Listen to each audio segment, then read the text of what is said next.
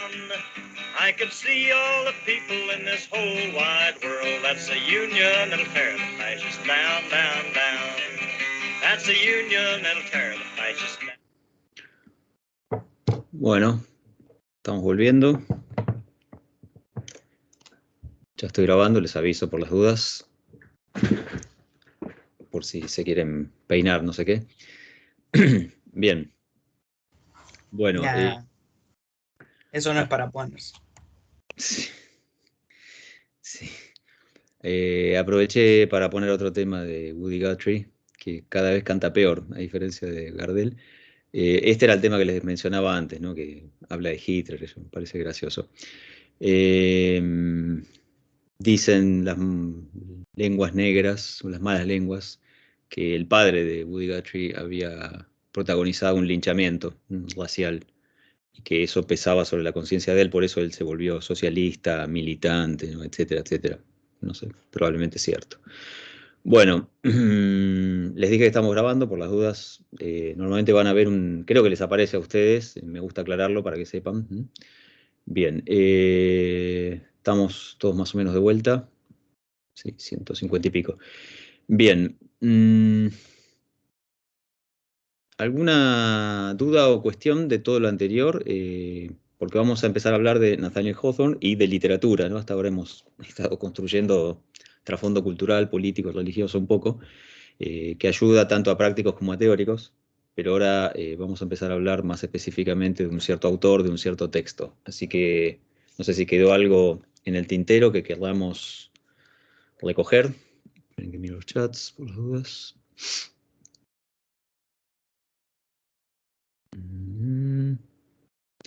Ahí me dicen algo sobre los testigos de Jehová, bueno. Y no sé qué más, bueno. ¿Estamos? ¿No hay comentarios, dudas? ¿Seguimos? Bueno. Vamos a empezar a hablar de Hawthorne, entonces, si les parece, dado que esto es finalmente un curso de literatura norteamericana, ¿no es cierto? Bien, para lo cual hemos hecho una lámina que no sé por dónde anda, pero creo que está por ahí. Sí. Bien. Están viendo esa lámina, ¿no? Yo estoy compartiendo pantalla. ¿Sí? Sí, se ve bien. Sí, se ve bien. Bueno, a ver cómo se ve la cosa en YouTube. Perfecto. Bueno, hermosa foto, ¿no?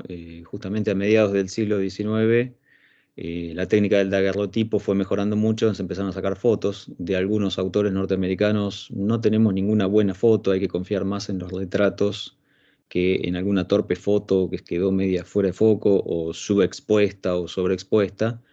Pero Hawthorne llegó a vivir, esta es una foto, ya está muy anciano, muy decrépito, en realidad murió relativamente joven, pero bueno, se lo ve bastante mal, así que yo creo que 2 días después de esta foto marchó para el cementerio. Y ya en esta época empieza a haber grandes fotos y surgieron, por supuesto, como no podía ser de otra manera, los escritores narcisistas y fotogénicos. Me vienen a la mente de inmediato Mark Twain y Walt Whitman, ¿no?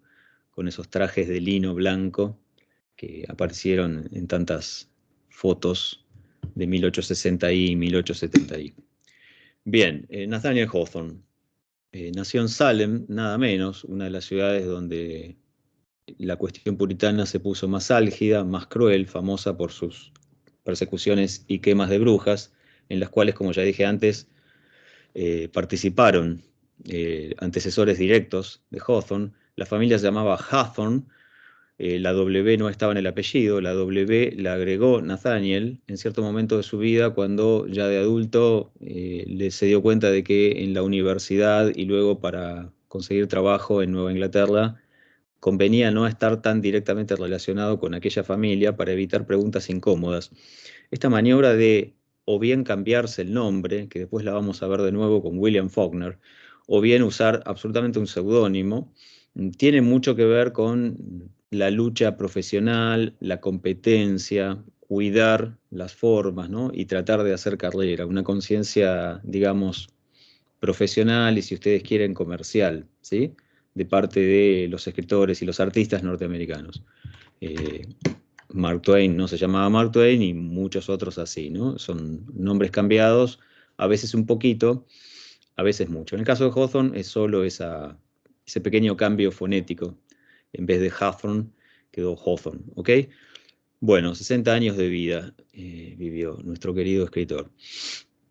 Avanzo un poquito. Les comparto algunos datos bibliográficos, no los quiero aburrir con esto, ni la intención es que ustedes trabajen con las biografías de los autores, pero me parece que es interesante contextualizar los textos antes de otra cosa. Lo de los antepasados ya lo mencioné, es muy obvio porque está en el prólogo, en ese raro prólogo a esa rara novela llamada La Letra Escarlata, donde todo es raro.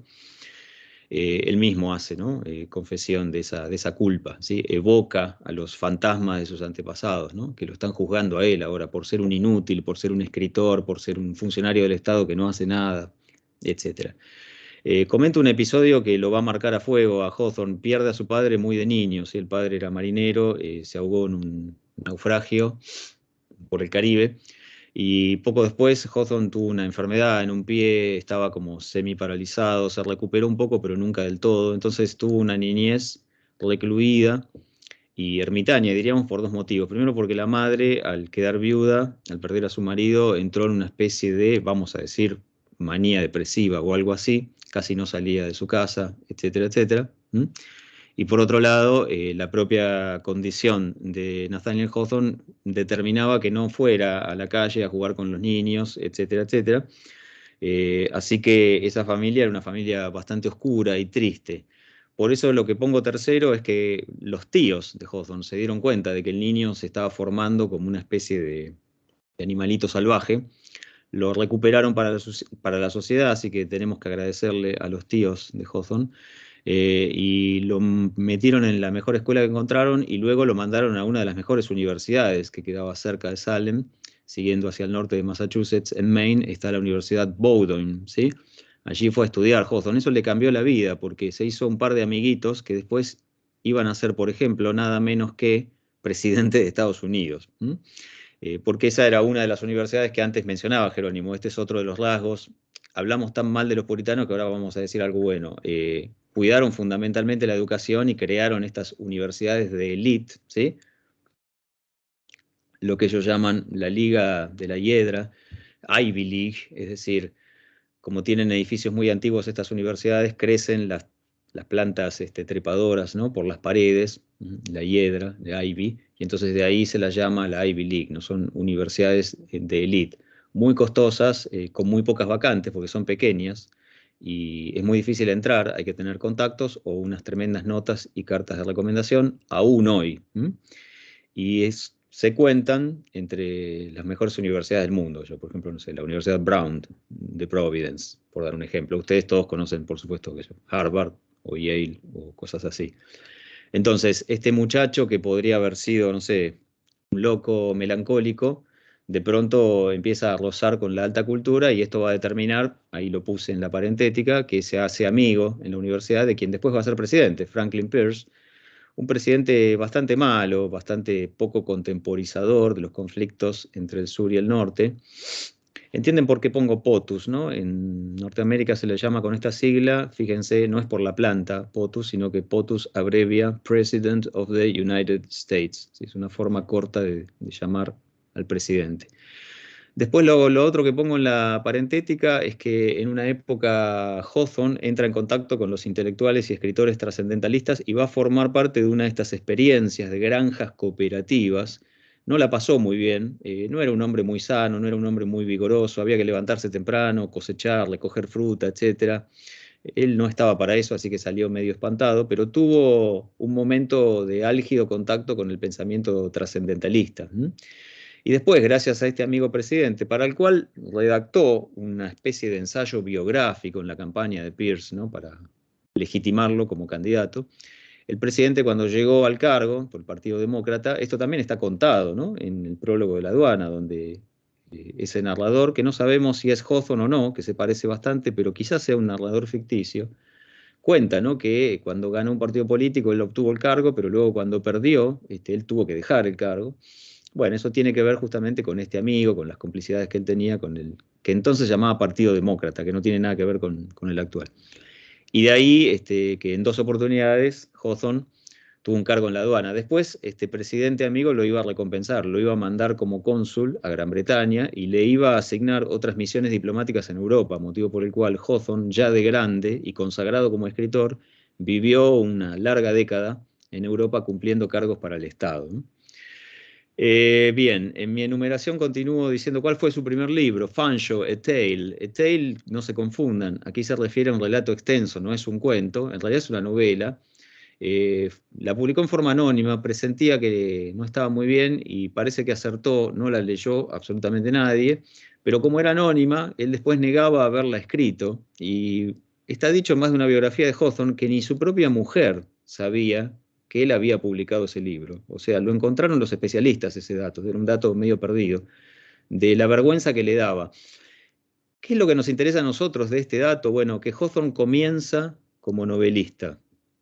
Y es este fracaso como novelista el que lo va a hacer, por rebote, ir en busca de la forma corta. Y con la forma corta es la que va a empezar acumulando, por un lado, experiencia como escritor y por otro lado, una cierta fama, por así decirlo. Él seguía publicando en forma anónima, pero tenía un amigo que en algún momento comentó que todos esos cuentos que le gustaban tanto a la gente, que se estaban publicando por Nueva Inglaterra, eran todos de Hawthorne. Entonces medio que lo obligó a ya empezar a poner su nombre y su apellido, cambiado, en el título del libro, y el primero que sale así es Twice Told Tales, Cuentos contados 2 veces, uno de los libros más importantes de la literatura norteamericana y de toda la literatura americana, diría yo, ¿no? La primera gran compilación de cuentos de Hawthorne, Los cuentos contados 2 veces. Hermoso título, con aliteración de T, que además implica un homenaje a Shakespeare, y por otro lado se hace cargo del hecho de que él ya había publicado esos cuentos en otro lado, entonces es verdad que habían sido contados 2 veces. En 1837 aconteció una de las primeras grandes crisis económicas de Estados Unidos. Según los especialistas en economía, esto es un mal necesario y endémico, ¿no? El capitalismo desarrollado cada tanto comete una hibris, comete un exceso y algo pasa, ¿no? Se tomaron demasiados préstamos, se dieron demasiadas hipotecas, los bancos no tienen oro y plata para cubrir las reservas y con un rumor el país se puede caer. Esto ha pasado más de una vez, sigue pasando, parece que seguirá pasando. El problema es que ese libro, que para Hawthorne iba a ser verdaderamente su consagración, había puesto su apellido en la tapa y estaba muy orgulloso de esos cuentos, bueno, ese libro de nuevo vuelve a ser un fracaso porque nadie tenía dinero en ese momento para comprar un libro. Así que lo va a republicar unos años después y entonces sí, se va a empezar a hablar de Nathaniel Hawthorne como un cierto autor. La consagración definitiva, por decirlo de una manera un poco frívola, se va a dar recién con La Letra Escarlata en 1850, que tuvo un éxito notorio, notable, sorprendente, incluso, sobre todo para... El primer sorprendido fue el propio Hawthorne. Hubo que republicar el libro casi de inmediato, porque se agotó. Y Hawthorne no tenía buenas esperanzas respecto de ese libro porque, ahora vamos a contar, pero él pensaba que escribir un cuento corto, después le salió una novela, la novela le quedó muy oscura, muy siniestra, muy trágica, entonces trató de compensar todo lo melancólico y siniestro de la obra con un prólogo medio chistoso, pero resulta que el prólogo irritó a un montón de vecinos de la zona que se sintieron identificados en esos personajes que cobraban un sueldo por no hacer nada, entonces tuvo que pedir disculpas en otro prólogo, etcétera, ¿no? Así todo fue el boom, fue lo que lo lanzó, definitivamente. Y poco después, su amigo, ya mencioné varias veces, presidente, uno de los muchos malos presidentes que tuvo Estados Unidos en esta época, ¿no? Cuando se notaba que el conflicto entre el norte y el sur estaba creciendo, estos presidentes, Zachary Taylor, Franklin Pierce, deberían haber desactivado esa bomba y no hicieron absolutamente nada al respecto, dejaron que ese conflicto siguiera creciendo. Por supuesto, la papa caliente la iba a heredar Lincoln pocos años más tarde, ¿no? Bueno, y una larga estadía en Europa hasta 1860, que ya he mencionado. Hawthorne va a volver ya medio anciano. Muchas de sus últimas obras van a quedar incompletas, no tenía ánimo, ni tiempo, ni voluntad, ni capacidad de terminarlas. Aquí menciono las novelas o los proyectos de novelas, porque muchas quedaron inconclusas. A los fines de este encuentro, para hoy, para la semana que viene, que vamos a estar trabajando esta novela. Por suerte reservé 2 clases, así que no tenemos por qué andar a las corridas, y mucho de lo dicho hoy lo vamos a esclarecer y vamos a dar detalles la semana que viene, así que estén tranquilos, traten de leer disfrutando esto que es una obra capital de la literatura panamericana, quizá la primera gran novela de todo el continente americano. Digo quizás por ser generoso, yo creo que lo es, pero no importa. Bueno, lo que me interesa aquí es que noten que a partir de 1850 empieza a aparecer esta palabra, ¿sí? Romance. Ahora vamos dentro de unos minutos a hablar de esta palabra, pero Hawthorne, recuerden, trató de ser novelista, fracasó comercialmente, pasó a ser cuentista. Cuando cobró fuerzas, cuando se recuperó como cuentista, se relanzó como novelista, pero entonces va a empezar a utilizar esta palabra que es como el mascarón de proa de sus proyectos narrativos, romance. Yo podría decirlo, por supuesto, en castellano, ¿no? Porque existe el romance en castellano, y ustedes dirán, ¿para qué lo decimos en inglés? Bueno, ahora dentro de unos minutos les voy a aclarar por qué preferiría, cuando hablamos de literatura norteamericana, que este concepto lo usen siempre en inglés y lo marquen, por lo tanto, con itálica, ¿sí? Entonces verán aquí las 2 grandes o las 3 grandes novelas. Bueno, muchos de los especialistas en Hawthorne insisten en que esta, la que está tercera, Blythe Romance del 52, es la mejor escrita, y era una de las que más orgullo le producía a Hawthorne, que no estaba tan contento con La Letra Escarlata, pero digamos que en este dúo, en un año, Hawthorne se despacha con 2 novelas magistrales, La Letra Escarlata y La Casa de los 7 Tejados, o 7 Torretas, o 7 no sé qué. Hay varias traducciones distintas para este concepto, ¿no? Para esta especie de buhardilla de techos que se asomaban en las casas de ese estilo, ¿sí? Ahí puse la tapa de una de las primeras ediciones, por supuesto no la primera, los libros no tenían este tipo de tapas en el siglo XIX. Bien, como verán, no es que fue un novelista prolífico, además empezó relativamente tarde como novelista a escribir, por lo menos con La Letra Escarlata, y varios proyectos quedaron inconclusos, ¿sí? No fue un hombre longevo y tampoco fue un escritor prolífico, pero se puede hablar de un Hawthorne novelista con peso específico, y con una, de alguna manera, por así llamarla, teoría de la novela. Vamos a estar hablando dentro de un rato de eso y la semana que viene. Entonces, acá mencionaba las novelas y acá la narrativa breve.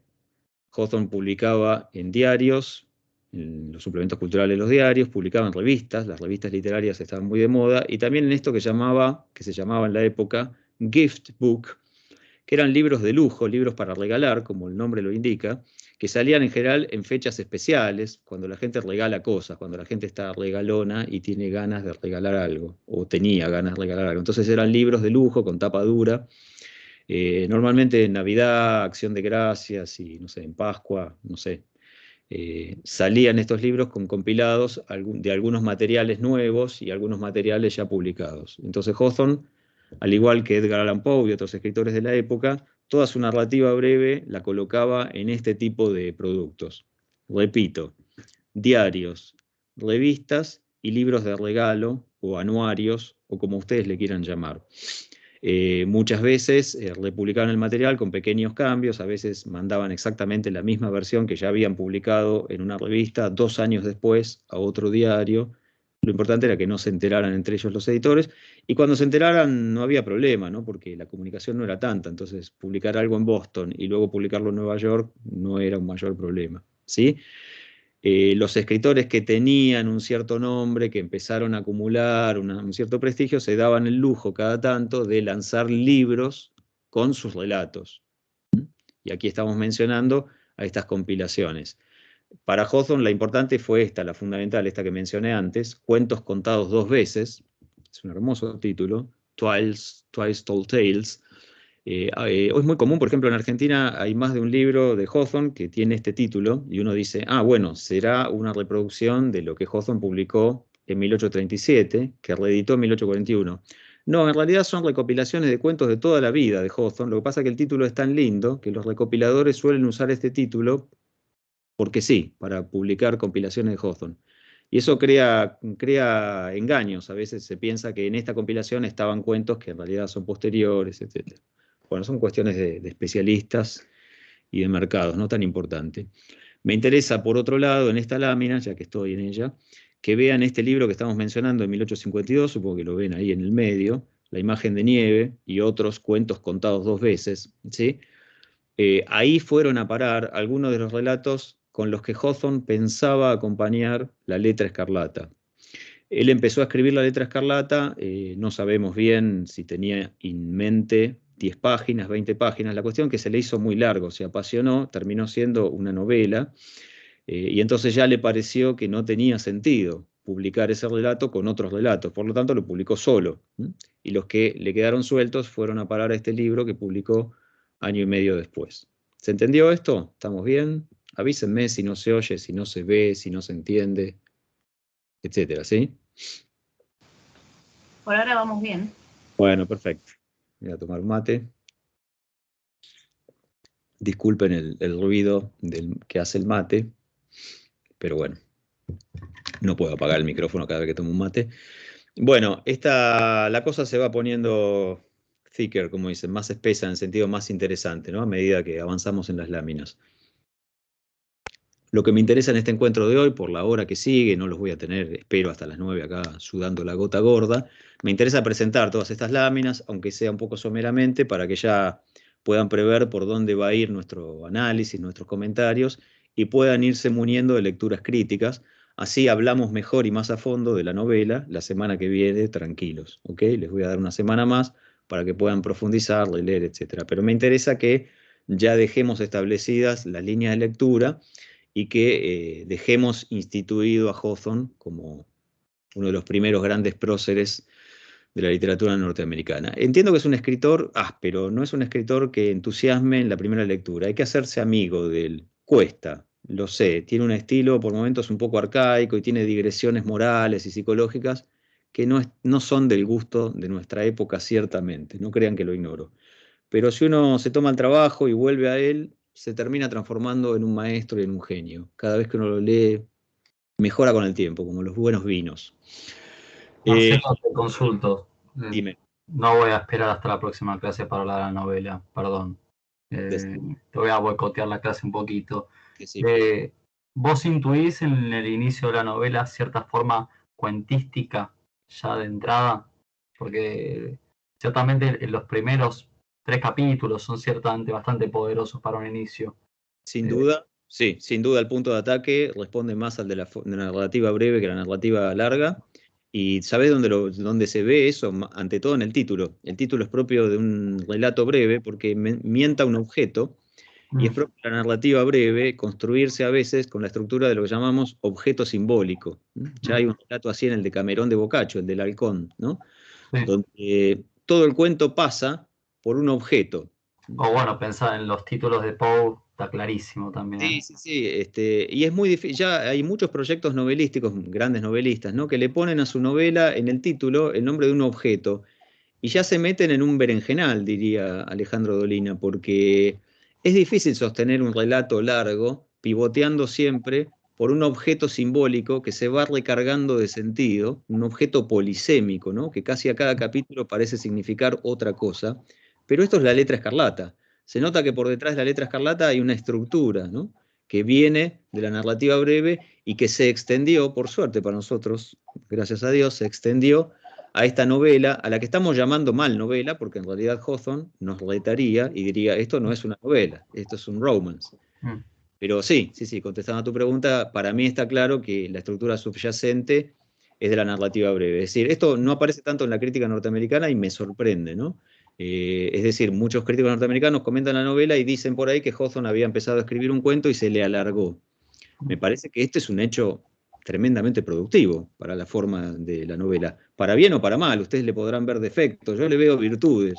Para mí es un trabajo virtuoso que alguien se haya sentado a escribir algo que pensaba que le iba a durar 20 páginas y le terminó durando 250. Significa que se apasionó, que se enamoró de los personajes, que encontró cómo crear nuevas capas tectónicas de sentido para esa letra escarlata, etcétera, etcétera. Bueno, sí, me adelanto un poco, después vamos a hablar de eso, pero para mí es uno de los grandes temas de la novela, el tema formal, que en realidad estamos hablando de la colonia y de los puritanos y en realidad es lo que más me interesa a mí. Pero bueno, vamos a respetar todas las opiniones y miradas, ¿no? Porque es una novela fundacional en muchos sentidos.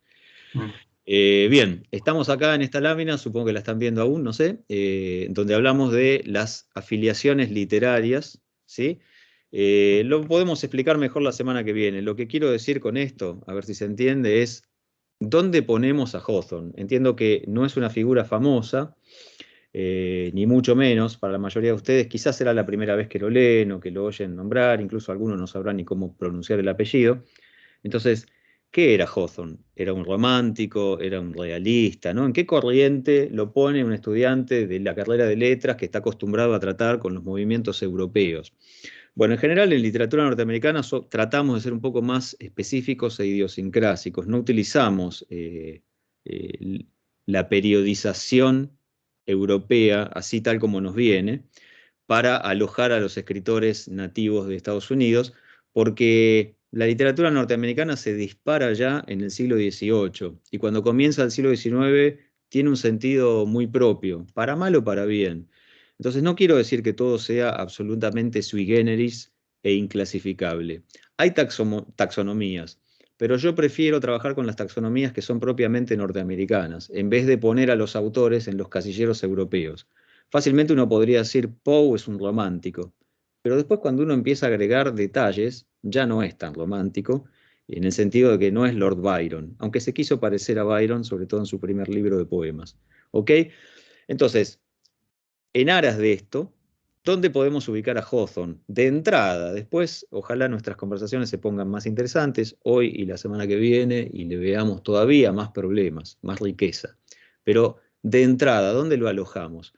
Bueno, la literatura norteamericana, la historia, la historiografía de la literatura norteamericana lo pone en un lugar complicado, que es el lugar del trascendentalismo. Es este movimiento intelectual y artístico que floreció más o menos a partir de 1840 en Inglaterra, en Nueva Inglaterra, perdón, y que justamente abreva de la disolución del puritanismo. Por ahora, acéptenme esto, después me voy a extender. No es el momento, créanme, quiero pasar un poco, avanzar un poco, porque si no se me va a ir la clase de hoy. Lo que decimos del trascendentalismo es que expresa una fe en el hombre, también es una creencia filosófica, tiene ribetes claramente religiosos, incluso ya en su propio nombre, que fue un nombre un poco dado de afuera, pero también tomado con orgullo de adentro. Ahí puse a los dos grandes representantes, si bien en la parentética menciono al que fue su líder espiritual, su profeta, por así decirlo, su articulador máximo, gracias a sus ensayos y sus conferencias, que no por casualidad era teólogo, Ralph Waldo Emerson, ¿sí? Es la foto de la izquierda. A la derecha, también porque es un gusto personal mío, pero porque corresponde, creo, está Henry David Thoreau, que fue su mejor amigo y su mejor discípulo en el sentido de, uno a veces piensa un discípulo como alguien que tiene una relación subsidiaria, lineal, ¿no? Tributaria, y no fue para nada esto, ¿no? Thoreau fue un discípulo rebelde, llevó el trascendentalismo hacia otro lugar, le dio un matiz claramente anarquista y arcádico, mientras que lo de Emerson era más urbano, metropolitano, mm, cultural, por así decirlo. Entonces, una definición por ahora de diccionario breve, esto va a volver a aparecer la semana que viene y las otras semanas con Herman Melville, una definición de trascendentalismo que fue el gran movimiento espiritual, cultural, artístico que cundió en Nueva Inglaterra a mediados del siglo XIX. Su máximo representante fue Emerson, a quien por supuesto Hawthorne leyó y conoció personalmente, lo mismo que Thoreau, y eso lo dice él también en el prólogo a la Letra Escarlata, ¿no? Había algunos epicentros para este movimiento, la ciudad de Concord, sobre todo, donde se reunían a veces estos personajes a dialogar, y estaban tratando de elaborar una filosofía optimista, esperanzadora, ¿no? Que reimprimiera la voluntad de vivir y la idea de que la vida es un desafío que hay que superar, ¿no? Superarse, trascenderse, estas son las ideas en consonancia con la naturaleza, es decir, encontrar a Dios en uno. Dios es inmanente en cada uno, Dios está en mi pecho y eso me tiene que dar un sentido de grandeza, me impulsa a hacer cosas. A veces esas cosas me ponen en la palestra social, como le sucedía a Emerson. A veces esas cosas consisten en que me voy a vivir solo al bosque durante un largo tiempo para demostrar que un hombre solo, con un hacha, como decía Thoreau, puede sobrevivir, porque la naturaleza está de mi lado, porque Dios está en mí. Esto fue el trascendentalismo, y este es el caldo de cultivo del que van a surgir, a veces por la negativa y a veces por la positiva, los grandes autores posteriores a 1850. Y estamos hablando de Melville y de Whitman.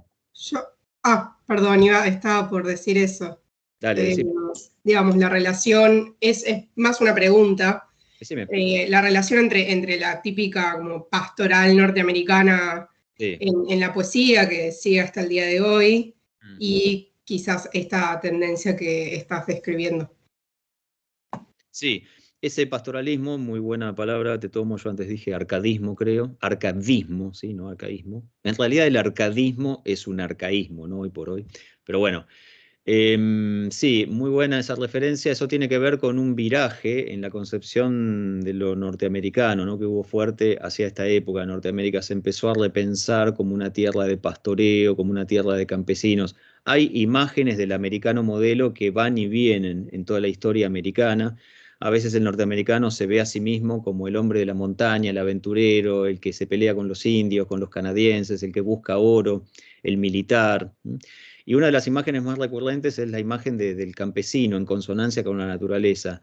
Thoreau, más que un campesino que tiene una granja, que tiene una familia numerosa y que gana dinero, qué sé yo, es más bien el loco lindo suelto que se va a vivir solo, ¿no? Al medio del bosque.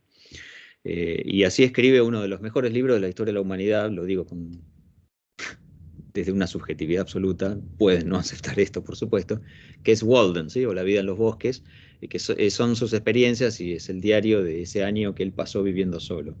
Un lugar que ha sido trágicamente pavimentado. Hoy por hoy, cuando uno va ahí, hay un cartel que dice, acá vivía Thoreau un año solo, y hay un estanque con fondo de cemento y ruta y camino y gente que vende, no sé, pochoclo y hot dogs. Pero era esa experiencia, ¿no? De encontrarse, desafiarse uno mismo, la naturaleza, ¿no? La naturaleza es el arte de Dios, decían en alguna época, y los trascendentes sienten eso muy profundamente, por eso los trascendentalistas, perdón, por eso uno de los más grandes ensayos de Emerson se llama Nature, naturaleza, ¿no? Y en la naturaleza está todo, ¿no? Así que bueno, bien, mencioné a Whitman, creo recién, mencioné a Melville, otro que podríamos mencionar, un poeta muy importante, lamentablemente pasado de moda y me encanta, que es Henry Longfellow, con quien también Hawthorne en algún momento trató. Otro que también hizo una carrera como escritor y entonces esto le valió luego una carrera diplomática en Norteamérica. Temprana o tardíamente reconoció a sus escritores como figuras culturales y les terminó encomendando misiones diplomáticas. Esto fue muy común en el siglo XIX. Empezó pasando con el primer gran escritor norteamericano, con Washington Irving, y luego con Longfellow y con Hawthorne, y pasaría luego con Bret Harte, ¿sí? Todos terminaban recibiendo, no sé, o eran attché en una embajada, o eran cónsul, o eran directamente embajador, ¿sí? No sé, en Alemania, en España, en Gran Bretaña, etc. ¿Sí? Ese fue el destino también de Hawthorne, ¿no? Bueno, entonces, ¿dónde poner a nuestro amigo Hawthorne? Por ahora, lo vamos a poner en el trascendentalismo. Manon Tropo, ¿sí? Porque los trascendentalistas eran optimistas, eran gente que creía en el poder de la voluntad, en la consonancia con la naturaleza, y en realidad Hawthorne tenía una visión muy oscura de las cosas. Tanto él como su amigo, Herman Melville, ocupan en este lugar más bien el rango de los negativos, ¿no? De los trascendentalistas que estaban contra el trascendentalismo, pero que se formaron leyendo y dialogando con los trascendentalistas. ¿Se entiende? Por lo tanto, Hawthorne y Melville son acá figuras problemáticas. Por eso a veces, para dar cuenta de esta dimensión problemática de Hawthorne, conviene utilizar este concepto que puse abajo de los retratos de Emerson y Thoreau, que es el de American Renaissance, ¿sí? Renacimiento americano, en honor al libro de Mattheson, Friedrich Otto Mattheson, se dan cuenta por su nombre y apellido que era de extracción alemana, pero fue un brillante crítico de literatura e historiador de literatura norteamericana, al igual que antes lo había sido Ludwig Levinson, también formado en Alemania, nacido en Alemania, de hecho, ¿no?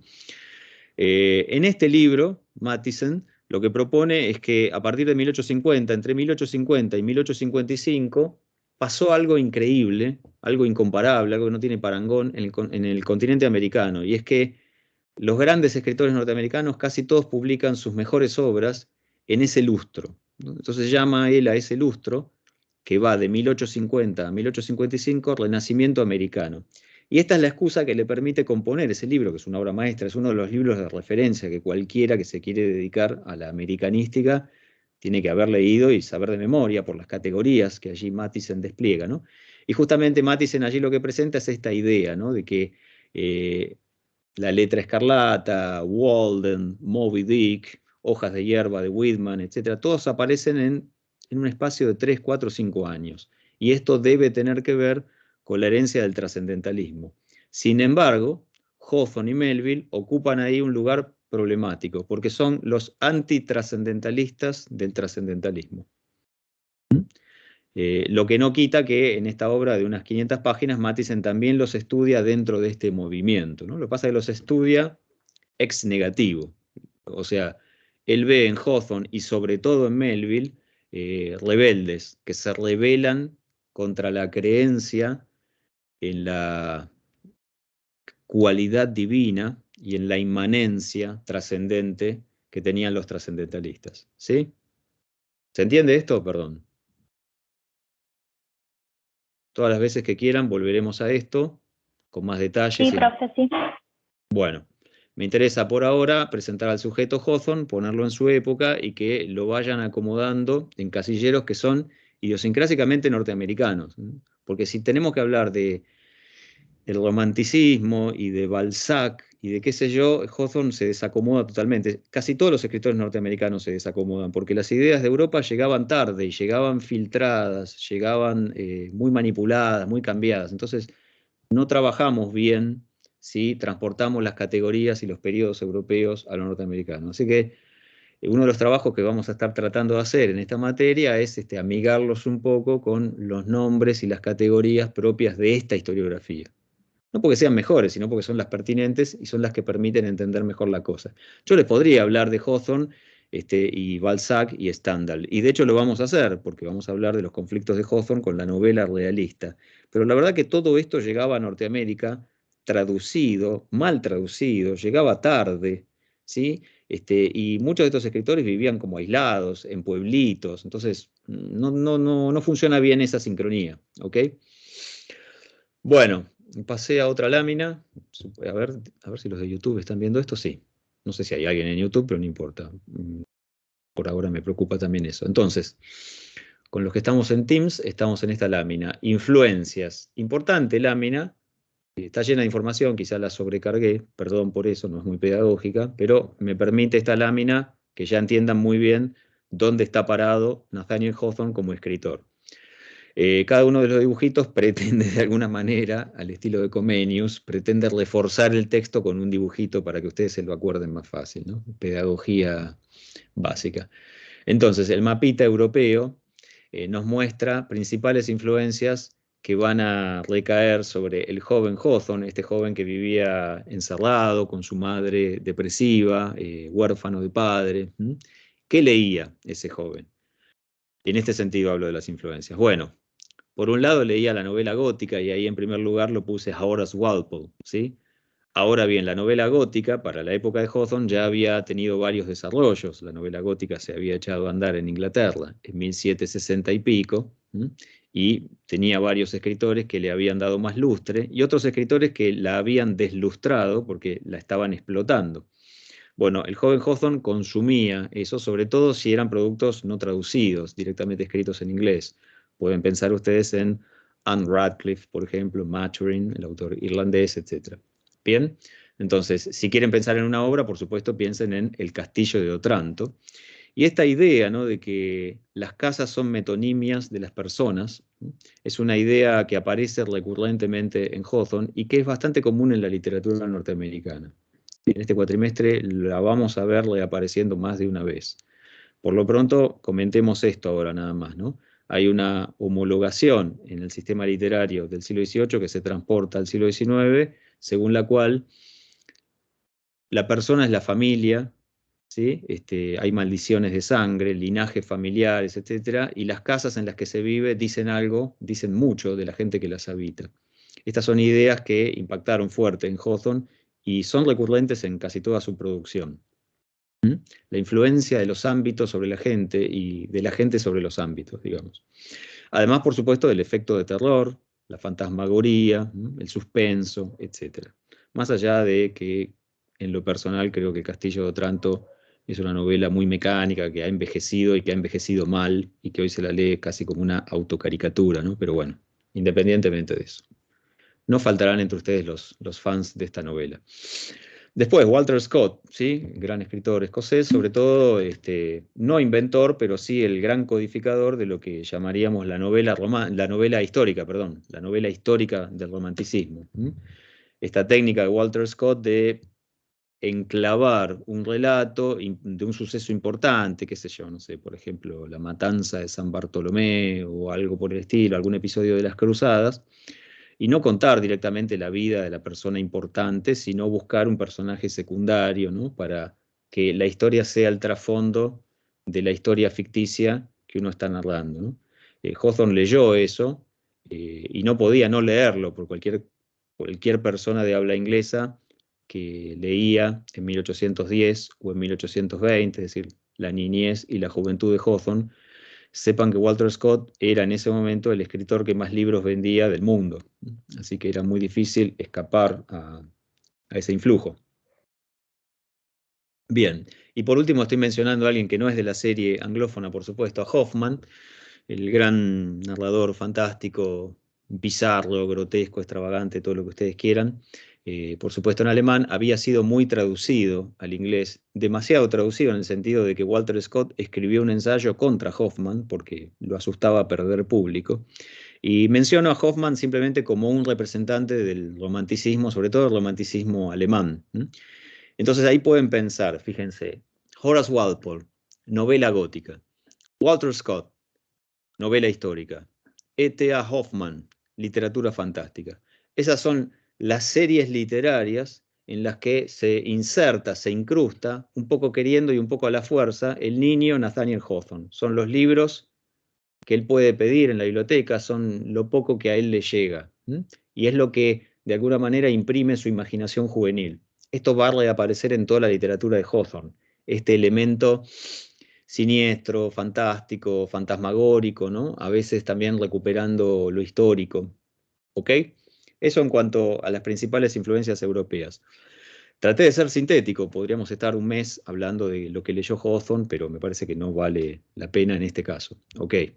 Luego, en el medio, puse la banderita de lo que era la bandera oficial de Estados Unidos en épocas de la niñez de Hawthorne, cuando las colonias eran solo 13 y se independizaron. Después, como ustedes saben, las estrellitas fueron aumentando y se fueron reacomodando de otra manera, hasta el día de hoy, que son 50. Y entonces lo que se hace es recordar a las 13 colonias fundacionales en las franjas. Ya no están en las estrellas, sino en las franjas. Bueno, si no se entendió lo que acabo de decir, díganme, creo que sí, pero bueno. Entonces, allí menciono 3 escritores norteamericanos, porque Hawthorne leía cosas que venían de Europa, pero también, en épocas de Hawthorne, ya existía algo así como una literatura norteamericana, e incluso ya había algún autor norteamericano que se vendía mucho en Londres, en París o en Berlín, en inglés o traducido. Ya esto estaba sucediendo, en 1820. Entonces, ¿a quién menciono primero allí? A Brockden Brown, el primer gran escritor gótico americano. No norteamericano, americano. De hecho, 1790 y pico, Brockden Brown ya era un novelista más o menos respetado en su país y que se leía con cierta afición incluso del otro lado del Atlántico, es decir, que competía, ¿sí?, con la novela gótica originariamente inglesa. No voy a decir que fue un gran novelista, es un poco mecánico, repite ciertos esquemas que ya estaban tipificados por la serie gótica. La serie gótica, digamos, que nació muy codificada por el propio Horace Walpole, ¿no?, que su primera novela es como un manual, y luego hubo otros genios que le fueron dando aire, la fueron ventilando, le fueron agregando otros elementos filosóficos, elementos teológicos. El propio Hoffmann, que antes mencioné, también contribuyó a eso con los elixires del diablo, etc. Bueno, Brockden Brown no se cuenta entre los grandes renovadores del género gótico, pero sí es importante porque fue el primer escritor norteamericano que vendió de una manera respetable en Europa, copiando, plagiando, reproduciendo usen el verbo ahí que ustedes quieran, los moldes y los modelos del gótico británico, sobre todo. ¿Mm? Hay que hablar de gótico británico porque en realidad el gótico rápidamente desplegó sus alas en Escocia y en Irlanda. ¿Mm? Bien, hay una traducción hasta donde sé de Brockden Brown de una sola obra de él en castellano, salió no hace tanto, Wieland. Algún día quizás la incluyamos en esta materia, ojalá. Entonces aquí se inicia la literatura de terror propiamente americana. ¿Mm? Pueden pensar estas fechas que yo estoy tirando siempre en comparación con nuestra literatura argentina, ¿no? Y pueden pensar, no sé, en lo posterior que es todo, ¿no? En Esteban Echeverría y en quienes ustedes quieran pensar, no sé. Les estoy diciendo que en 1797 o 1798 ustedes podían ir por las calles de Londres y había libros de un autor americano a la venta y la gente los compraba. ¿Mm? Bueno, el segundo en esta serie, y ahí sí, les diría, me pongo de pie, pero como ustedes no me están viendo, no tiene sentido que me ponga de pie. Y lo que voy a hacer es tomar un mate.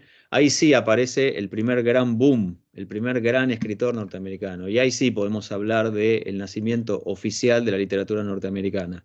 Washington Irving, humorista, periodista, etcétera, etcétera. Un polígrafo, escribía un poco de todo.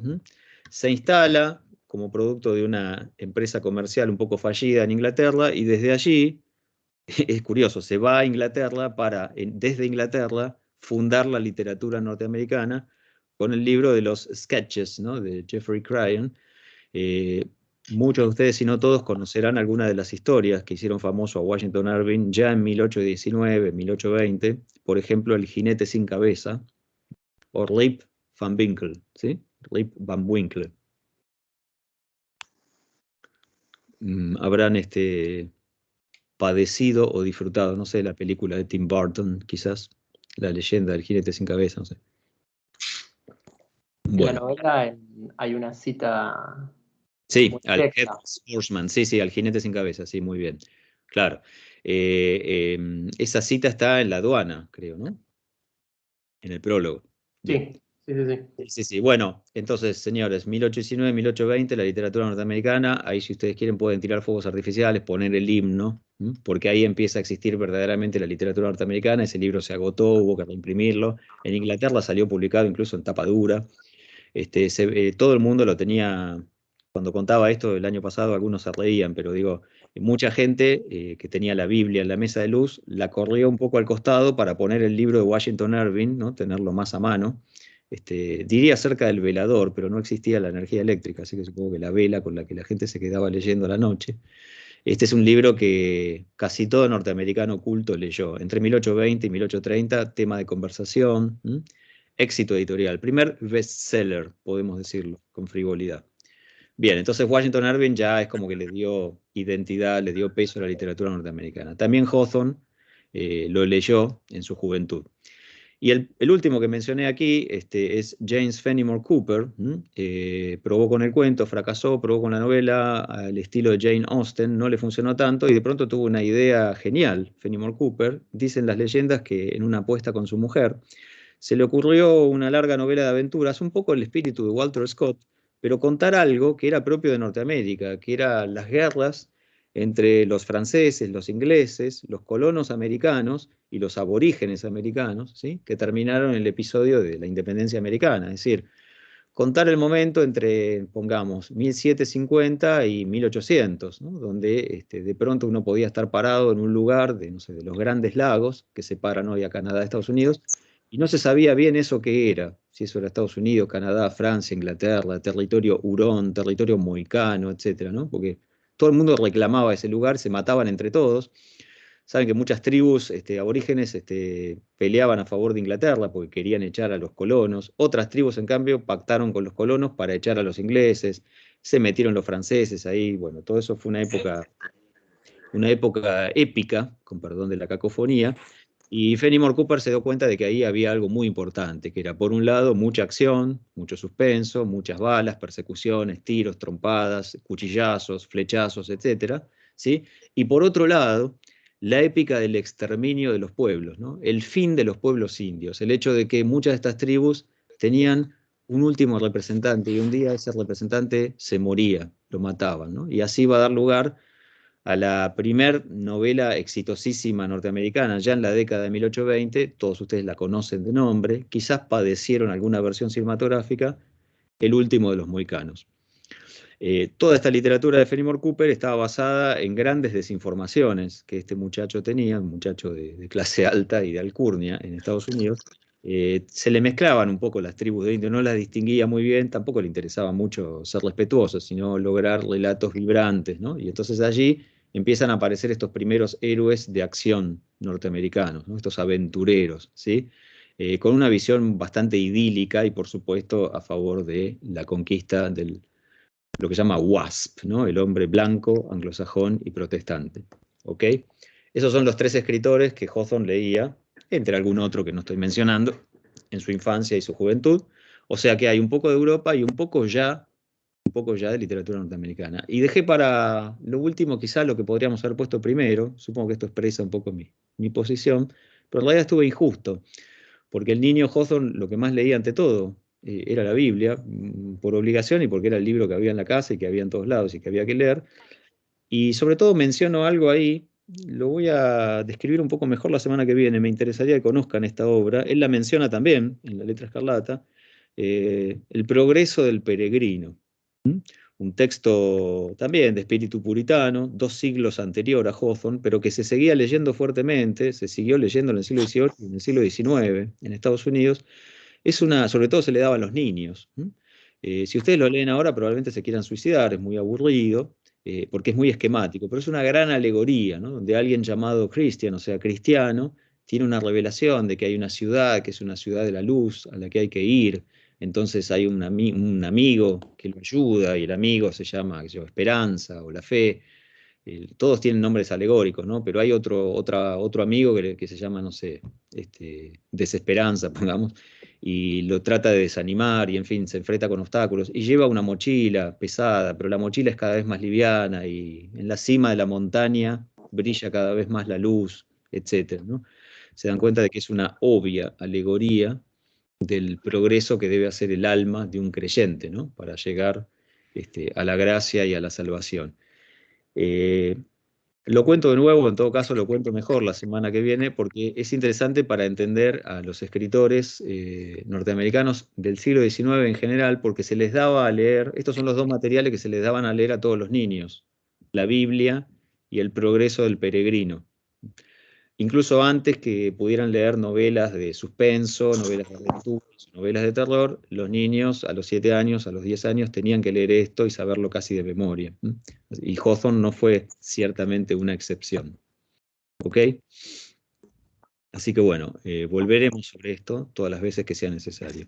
Entonces aquí hablamos de las influencias. Bien, avanzo en mi lámina, a ver si se ve en YouTube, sí. Avanzo en mi lámina y entonces me hago el gracioso y en vez de hablar de las influencias, hablo de los influenciados.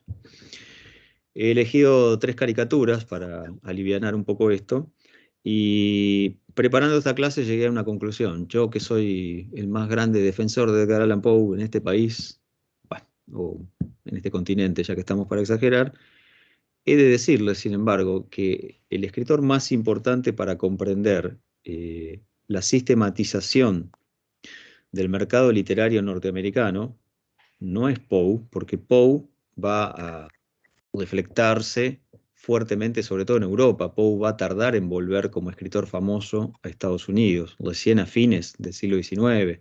Siempre cuento las mismas anécdotas, por ejemplo, cuando le hicieron un sepulcro, una lápida, porque no la tenía, la única persona más o menos conocida que fue es Whitman, no había nadie.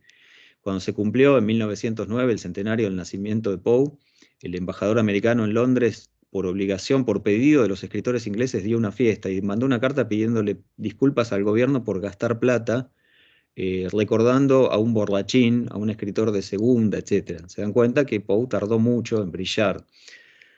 Entonces, Hawthorne es el primer gran escritor norteamericano importante para la literatura norteamericana, porque hace que estos 3 grandes maestros se definan leyéndolo. Edgar Allan Poe va a dar con la clave de la narrativa breve, del cuento, de lo que él llama el tale proper, o sea, el cuento propiamente dicho, leyendo a Hawthorne. Poe ya estaba escribiendo ese tipo de cuentos, al mismo tiempo que Hawthorne. Incluso los había empezado a escribir sin leer a Hawthorne, pero Hawthorne fue el que le permitió entender dónde estaba la clave, cuál era el truco, cuáles eran los mecanismos, ¿no? Es decir, Hawthorne actuó un poco como un espejo en el cual mirarse y reconocer los méritos y los defectos. Por otro lado, a la derecha, Herman Melville ya era un escritor de cierto prestigio, porque había publicado relatos de viajes, etcétera, cuando lo conoció a Hawthorne, un poco por casualidad, porque Hawthorne vivió en una época, ¿sí? Ahí en Lenox, Melville vivía cerca, se cruzaron, un argentino actual joven diría, pegaron onda, empezaron a compartir algún coñac, algún habano, algún cigarro, unas caminatas, charlas, descubrieron que tenían mucho en común. Melville se enamoró, cuando digo se enamoró, digo literalmente, se enamoró de Hawthorne. Ahí Hawthorne empezó a poner un poco de distancia, no estaba listo para esas aventuras. Pero bueno, Melville rediseñó su literatura y se repensó a sí mismo como escritor a partir de Hawthorne. Por eso hemos puesto en el campus una traducción que hicimos con Mariano, un scripto, del famoso texto que Melville le dedica a Hawthorne, que es un texto lleno de exageraciones, de hipérboles, que se llama Hawthorne y sus musgos. Entonces, la reseña que Poe le dedica a Hawthorne, ¿sí? Y el ensayo crítico que Melville le dedica a Hawthorne son los textos con los cuales estos dos gigantes se autodefinieron y se entendieron a sí mismos. Melville, de hecho, cuando lo conoció a Hawthorne, estaba empezando a escribir Moby Dick, y de las charlas con Hawthorne terminó reescribiendo toda la novela, que publica un año después, en 1851. La novela está dedicada a Hawthorne. Moby Dick está dedicada a Nathaniel Hawthorne. ¿Ok? Y por último, no sé, alguien que está un poco más adentrado en estas cuestiones se sorprenderá de que aquí esté el amigo Henry James. Bueno, sepan que Henry James luego tomó un poco de distancia, ya no le gustaba tanto Hawthorne por ese moralismo, digamos, que había en Hawthorne, pero Henry James en su adolescencia se identificó fuertemente con Hawthorne porque reconoció en Hawthorne al primer gran narrador norteamericano, al primer escritor verdaderamente importante de calibre europeo, ¿no? James estaba siempre pensando en que la vara con la que medirse venía de Europa, que nada podía venir de Estados Unidos, y Hawthorne, sin embargo, era una flor silvestre y hermosa que había crecido en ese desierto que era Norteamérica, ¿no? Para Henry James, Norteamérica no tenía historia, no tenía cultura, no tenía tradiciones, era inexplicable que haya surgido alguien como Hawthorne. Entonces, ese amor juvenil de Henry James por Hawthorne le dedica, de hecho, una biografía, medio por encargo, pero también escrita por amor, James a Hawthorne. Es uno de los primeros libros importantes de Henry James, ¿sí? Y es interesante porque también, de nuevo, ¿no? Está ese mecanismo de autodefinirse a partir del otro. En épocas en las que las trayectorias literarias eran muy heterogéneas y no había próceres poéticos literarios en Estados Unidos. Figura que surgía buscaba modelos, buscaba con quién identificarse. Bueno, Hawthorne sirvió para estos tres, nada menos, ¿no? Fíjense el tamaño de estos escritores. Poe, Melville, Henry James. ¿Sí? Así que bueno, después de esto supongo que ya los convencí de que Hawthorne es bastante importante. Bien, próxima lámina. Existe en la aduana este famoso concepto hermoso de neutral territory, ¿no? El territorio neutral, dice Hawthorne. Cuando uno trata de escribir, se encierra en un estudio, en una habitación, en una oficina, en general a la noche, construye esta escena, ¿no? Uno imagina al escritor ahí con rescoldos en el hogar. Yo me lo imagino, no sé, con un batón y una copa de coñac o un cigarro, no sé, ahora sería frente a la computadora, en una época la máquina de escribir, en aquel momento la pluma, y debajo del tintero esa velita que a veces tenían los escritores del norte de Europa para mantener fluida la tinta, porque si no la tinta se congela cuando hace frío. Entonces nos podemos imaginar a Hawthorne ahí construyendo su laboratorio, ¿no? Él dice que el escritor en esa escena está a mitad de camino entre el mundo real y el país de hadas, entre the actual and the imaginary, dice, ¿no? Entre lo concreto y lo imaginario. Bueno, es una imagen hermosa. Subrayen eso, márquenlo, es súper importante.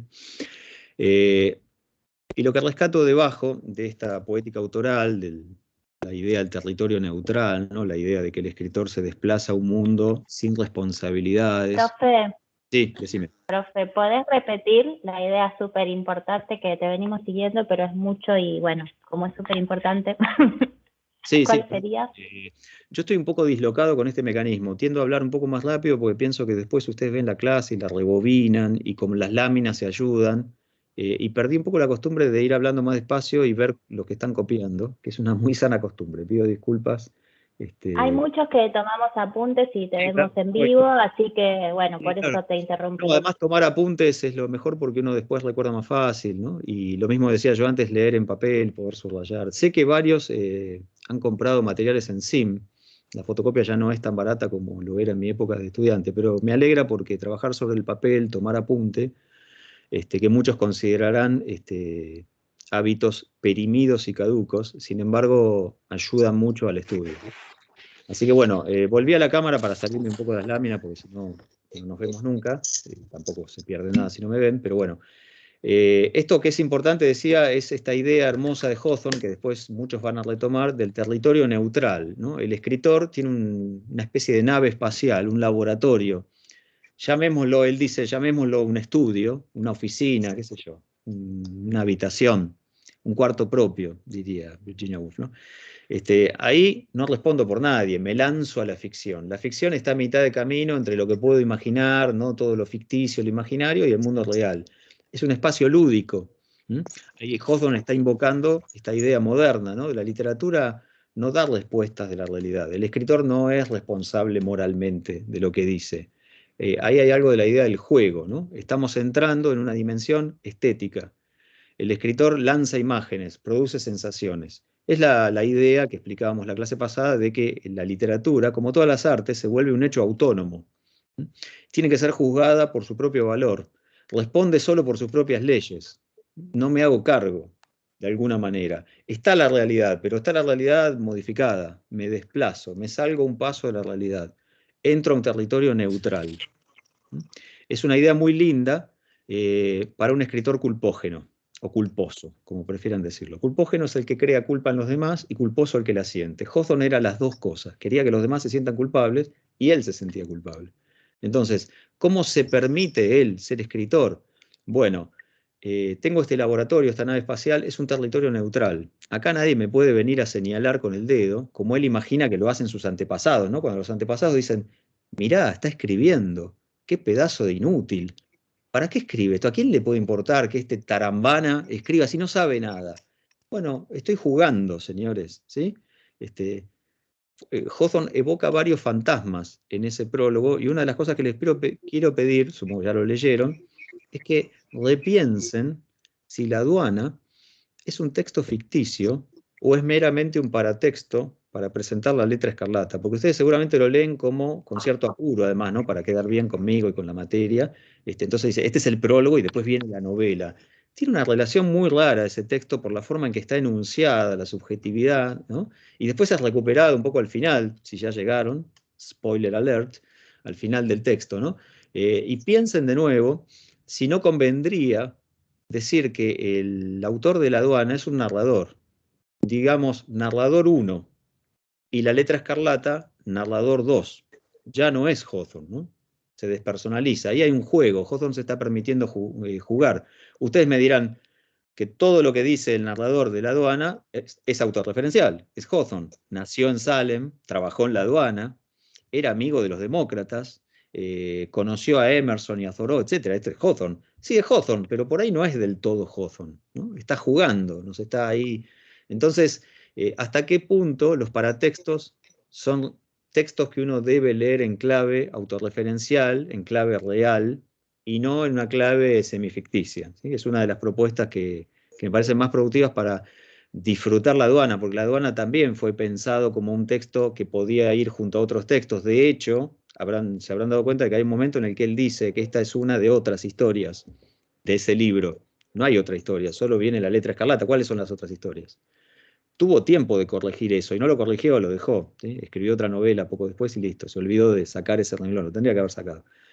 Entonces, La aduana es esto que llamamos un sketch. Después vamos a hablar, seguramente, cuando veamos cuentos, cuando veamos Bret Harte o Mark Twain, les voy a contar un poco la progresión de la narrativa breve norteamericana y vamos a ponernos de acuerdo acerca de qué es un sketch, qué es un tale y qué es una short story.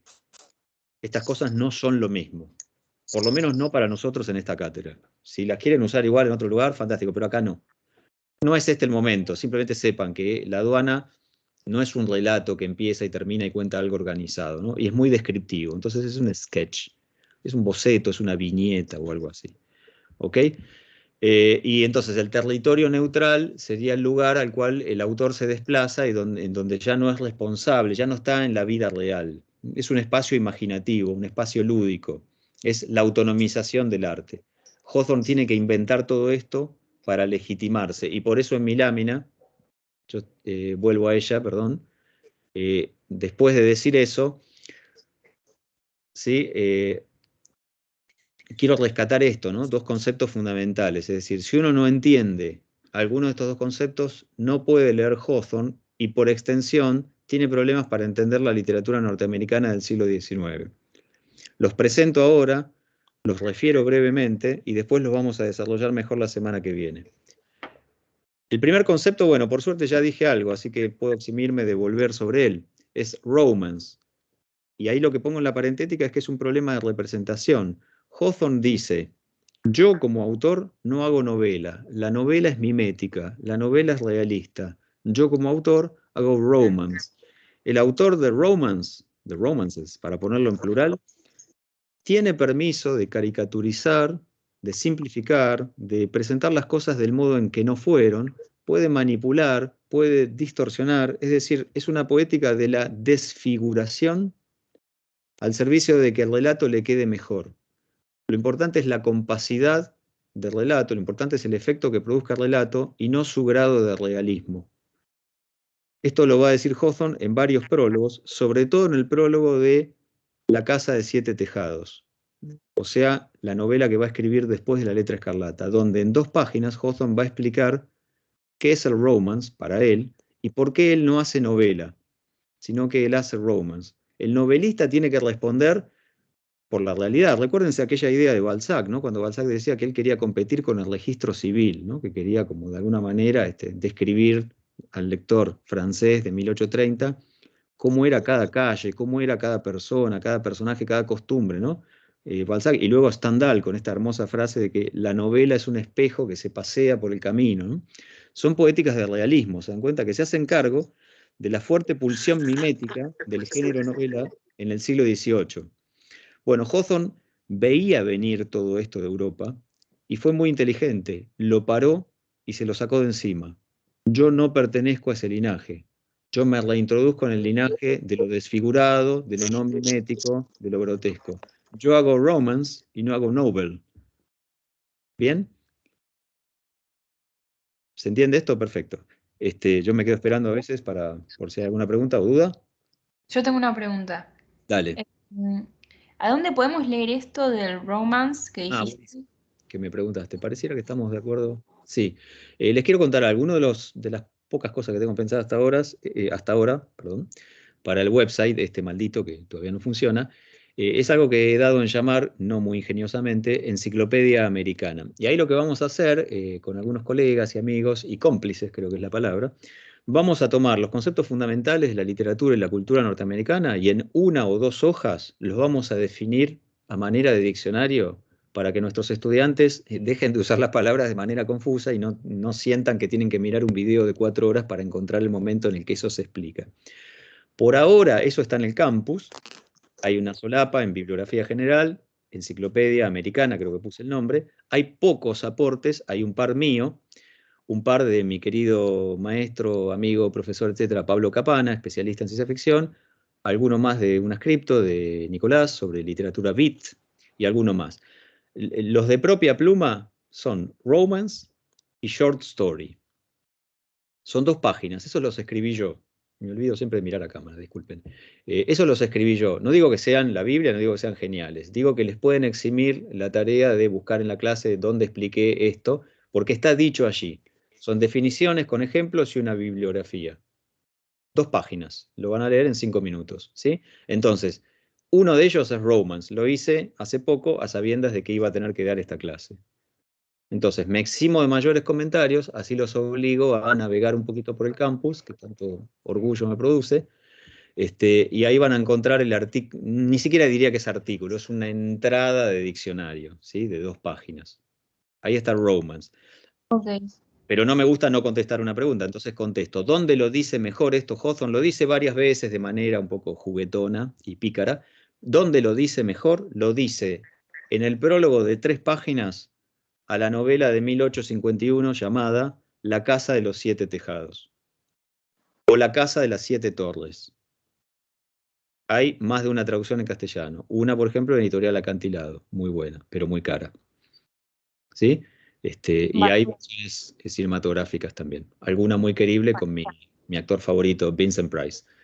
Bueno, eso. Entonces vuelvo a la lámina.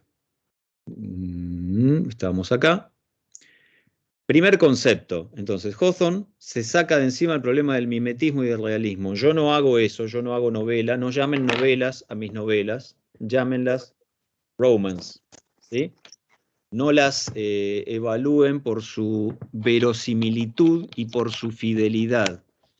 Entonces, ¿hago novela histórica? Manontropo, porque en realidad no hago novela, hago romance.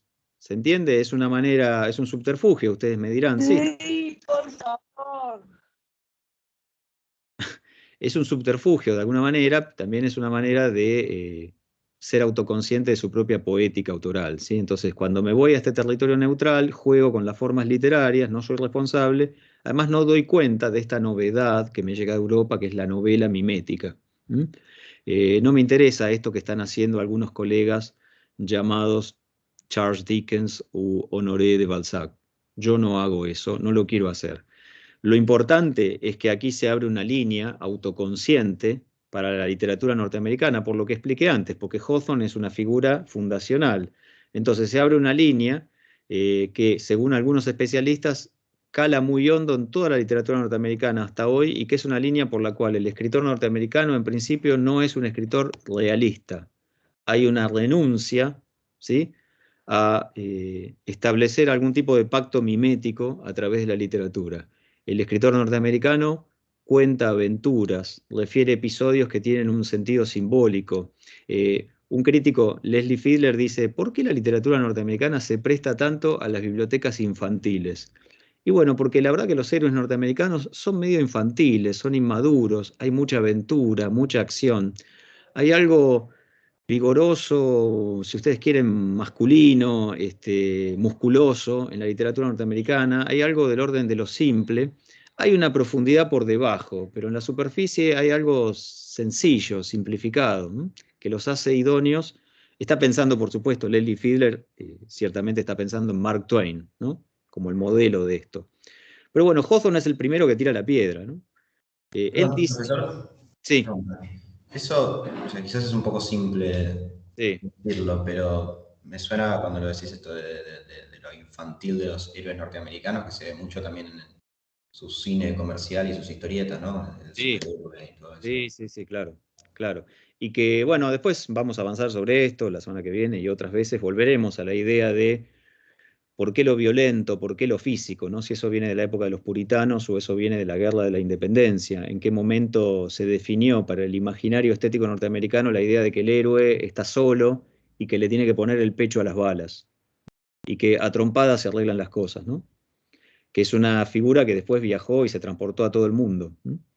Y está esa idea. Ahora Hawthorne no avanza, no dice los escritores norteamericanos hacemos tal cosa. ¿Cómo va a decir eso? Si él tenía casi un complejo de inferioridad como escritor. No, él dice yo, esto es lo mío, esto es lo que yo hago. No me joroben con aquello. Ahora, cuando él dice yo hago esto, resulta que lo están leyendo Poe, Henry James, Melville, etc. Entonces lo está leyendo la crema de la literatura norteamericana. Entonces ahí se ventila una idea que es la ruptura del compromiso realista. Insisto, después lo despliego bien la semana que viene, pero sepan que más de un intelectual, más de un historiador de la literatura norteamericana ha derivado de esto un carácter absolutamente, ¿cómo decirlo?, transversal a toda la producción norteamericana. Toda la producción norteamericana es esto que Hawthorne dice. Hawthorne fue el primero que se dio cuenta. ¿Ok? Marcelo, hay una pregunta en el chat que Perdón, me fui del chat y no la veo. Gracias. A te ver. puede despertar inquietud, dado Ahí que sos creo recursos que comunes alemana. es alguien que dice, profesor, no se lo escucha de las 5. No. Era buen mozo igual, no sé de quién están hablando. No, te preguntan qué diferencia hay con la novela, Eso. entre un romance y una novela. Apasionante A eso pregunta, iba. a la que de alguna manera también puedo remitir a ese articulito mío sobre short story, pero sobre la que prometo volver. Hoy parezco este político del que se burlaba Capusotto, que era Juan Domingo Perdón, que se la pasa pidiendo disculpas y haciendo promesas, y el que lo entrevista dice, pero vos rompiste todo el país, sí, sí, pero por eso pido disculpas. Y bueno, estoy prometiendo mucho para más adelante. Lo que pasa es que no puedo dar todo en una sola clase, se hace muy larga y entonces se dispara en múltiples sentidos. Está buenísima esta pregunta, novel. Así escrita no se entiende muy bien a qué idioma pertenece esa palabra, ¿no? Novele, porque no está marcada en itálica, no es alemán, no es francés. En Norteamérica a veces se habla de novelette, para este género intermedio, ¿no? Entre el cuento y la novela. Bueno, vamos a volver sobre eso. Ya sé que Perdón, parezco un político hipócrita, pero les juro que vamos a volver sobre eso. Es fundamental para mí que entiendan las formas narrativas de la literatura norteamericana. Así que le vamos a dedicar a esto, porque de hecho nos podemos hacer esta pregunta ya con Billy Budd, obra maestra, última obra de Melville. Ya dentro de 2 semanas pasamos a Melville y va a surgir esto de nuevo. Así que bueno. No sé dónde estoy ahora, si estoy en cámara o qué, pero bueno, creo que no. Vuelvo. ¿Estoy en cámara o no? Sí, lo vemos en la cámara. Sí. Ah, qué suerte que no estoy haciendo morisquetas, ¿no? Ahora Bien. volvió el power. Ahora volvió el power, entonces ahora hago morisquetas. Bueno, el segundo concepto, fundamentalísimo, el problema de la alegoría. Y acá se nos mete Poe. Poe lee los cuentos de Hawthorne antes de La Letra Escarlata y dice dos cosas. Este tipo es un genio. Este tipo es el primer gran escritor norteamericano. Chapeau, me saco el sombrero. Hats off, como se dice en inglés. Ahora bien, por supuesto, Poe algo malo tenía que decir. No era solo, nunca chupaba las medias, ¿no? Era un tipo muy problemático. Entonces, este tipo es un genio, Hawthorne, pero se le nota que es un moralista y a veces arruina sus productos imaginativos con un mensaje moral. Lo mismo va a estar diciendo Borges en los muchos textos que le dedicó a Hawthorne, que era y fue siempre uno de sus escritores favoritos, ¿sí? En Hawthorne nos trae este problema, el problema de la literatura que todavía no se había autonomizado del todo y seguía sintiendo que tenía que transmitir mensajes admonitorios y pedagógicos para sus lectores. Esto tiene mucho que ver con la culpa protestante, tiene mucho que ver con el hecho de que el escritor todavía no profesional, que no vive de lo que escribe, que no se hace cargo de que es un escritor, que tiene un público, que compra sus libros, etc., ese escritor todavía tiene una concepción, una autoimagen un poco mezclada. Siente que es un sacerdote y en parte es un escritor. Y en Hawthorne esta tendencia a derrapar, como dirían los franceses, al dérapage, alegórico, moralista, es muy común. Hay momentos, en su narrativa breve, por ejemplo, es muy común que Hawthorne sienta que al final tiene que agregar un párrafo en el que hace algún tipo de comentario como moraleja, que uno podría decir, lo mejor que le podría pasar a este cuento es que le quites este último párrafo, ¿no? Pero él siente que lo tiene que poner ese párrafo. Y a veces hay momentos, ¿no? En los que incursiona en la moralidad y trata de hacer observaciones sobre lo justo y lo injusto, lo bueno y lo malo, etc. Bueno, Poe dice, todo eso está de más, qué lástima, porque es un escritor excelente. Se nota que lo mejor de Hawthorne es cuando Hawthorne se olvida de su intención alegórica y moralizante. De nuevo, lo mismo que vengo diciendo hace una hora, lo voy a explicar mejor la semana que viene, pero este es el otro problema que hay que conocer y entender para poder poner a Hawthorne en su justa medida. Son dos. Por un lado es un problema de representación. Es una escritura no mimética, no realista, ¿sí? Tiene algo de la fábula, algo de grotesco. Por otro lado, un problema que tiene ya más que ver con la intención del autor y con la recepción que se hace de su obra, la tendencia moralizante. Puse la palabra alegoría porque es la palabra con la que este debate tomó forma. Tanto en Poe como en Borges, como en otros críticos, se habla siempre de alegoría. Después vamos a explicar por qué este procedimiento estético con bello nombre griego, alegoría, se terminó homologando a la alegoría cristiana y a partir de ahí se habla siempre de una literatura moralizante, cristianizante, como literatura alegórica, aunque quizás no haya alegoría. Lo voy a explicar mejor la semana que viene, pero sepan que una alegoría implicaría una conexión directa entre lo que aparece y lo que es evocado. Por ejemplo, la alegoría de la justicia es una señora con los ojos vendados, con una balanza y con una espada. ¿Hace esto Hawthorne? No. Nadie puede decir que Pearl, la niña, Perla, sea definitivamente algo. Es un demonio y es un ángel. Es la pureza, pero también es la encarnación de la culpa y la maldad. ¿Mm? En Hawthorne todo es polisémico y eso lo hace tan interesante. Hay que hacer una hermenéutica y la hermenéutica no es clara. Por lo tanto, Hawthorne no hace exactamente alegorías. Casi nunca Hawthorne hace alegorías. Lo que pasa es que este es el nombre que tomó el debate. ¿Se entiende esto? Después lo vamos a ver mejor cuando hablemos de los Marcelo, personajes. Sí. una lectura rápida lleva a esta alegoría en términos binarios, pero la profundidad de la lectura de Hawthorne es cuando vemos cómo se rompe la alegoría por la polisemia. Y este es, digamos, es algo que hay que tener en cuenta cuando se lee a Hawthorne, ¿no? Poder ir más allá de esta primera lectura engañosa y buscar en la profundidad las distintas capas de significado en estos sesgos alegóricos. Bien. Poe se dio cuenta de esto y poco después Henry James se dio cuenta de esto. Hay un momento de Henry James muy lúcido de este libro. Lamentablemente no está traducido. Si alguien tiene ganas y se ofrece para traducirlo, yo le consigo fácilmente una editorial. Esta biografía de Hawthorne escrita por Henry James tiene un par de frases que son buenísimas. Henry James en un momento dice, ¿cómo no se iba a sentir vacío de filiaciones literarias Hawthorne si Estados Unidos es un país de campesinos, de brutos que juntan bosta con la pala, y mataron indios y no sirven para nada, etcétera, ¿no? Todo ese complejo tilingo de inferioridad. Y en otro momento Henry James arroja la idea de que Hawthorne es bueno cuando fracasa. Cuando quiere moralizar es un desastre, arruina todo. Por suerte, dice, normalmente no, lo estoy simplificando, no lo dice así, lo dice de una manera mucho mejor. Dice, Hawthorne cree que está transmitiendo moral y por suerte no lo hace. Cuando lo hace es muy malo. El problema es que en general no lo hace porque lo hace mal y entonces ahí es lo mejor que hay. O sea, triunfa cuando fracasa. Me gusta mucho esa idea. No lo dice así, repito, es una simplificación mía. Pero bueno, está ese problema que señala Griselda, ¿no? Por lo pronto lo que podríamos decir es que Hawthorne lo que hace es símbolos. Los símbolos son polisémicos, no tienen una raigambre lineal con un significado duro, fijo, ¿no? Bueno, pero la palabra alegoría en griego es eso, así que hay un problema ahí. Entonces, abajo este cuadrito, creo que lo hice para el año pasado y me servía, así que lo volví a usar. Podríamos decir, y esto anticipando algo que es transversal a este curso, que la narrativa de ficción en Hawthorne y en muchos otros autores norteamericanos, cuando es extensa, si es no realista la vamos a llamar romance, y si tiene aspiraciones realistas, como por ejemplo en John Steinbeck, la vamos a llamar novel, novela.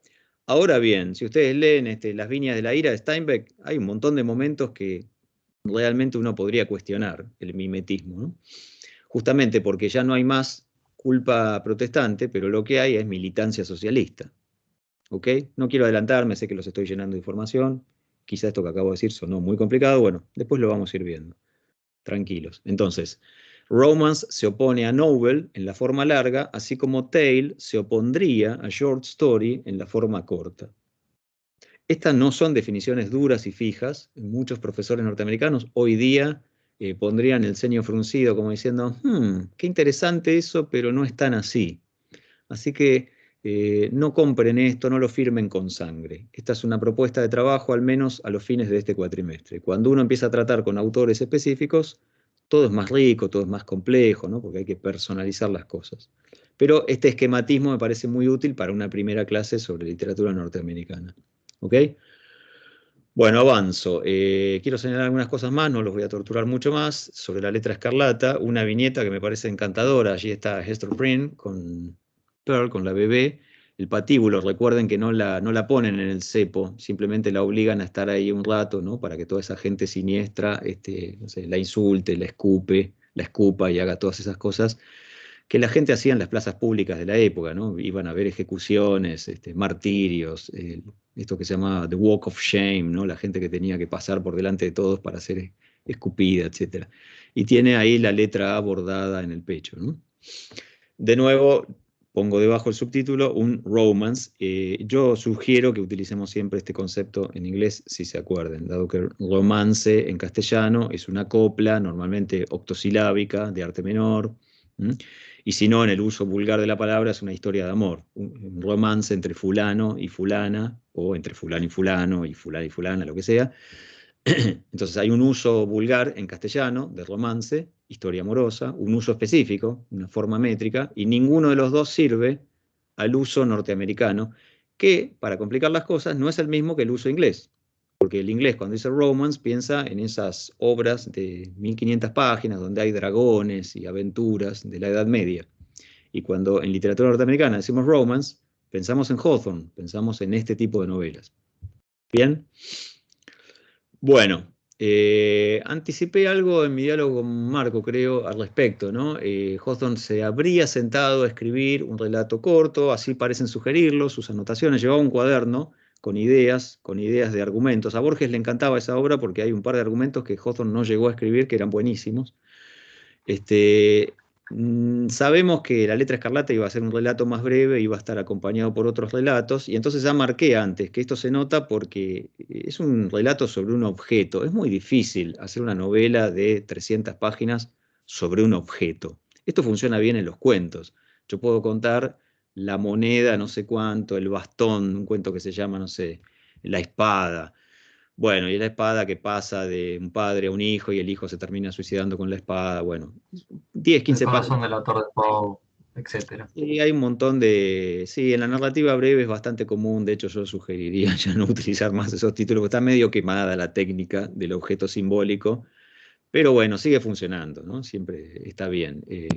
Aquí tenemos a un escritor que a mí me sigue gustando mucho, Manuel Mujica Lainez, ¿no? Y él ha sido también pródigo en ese tipo de cuentos sobre un objeto.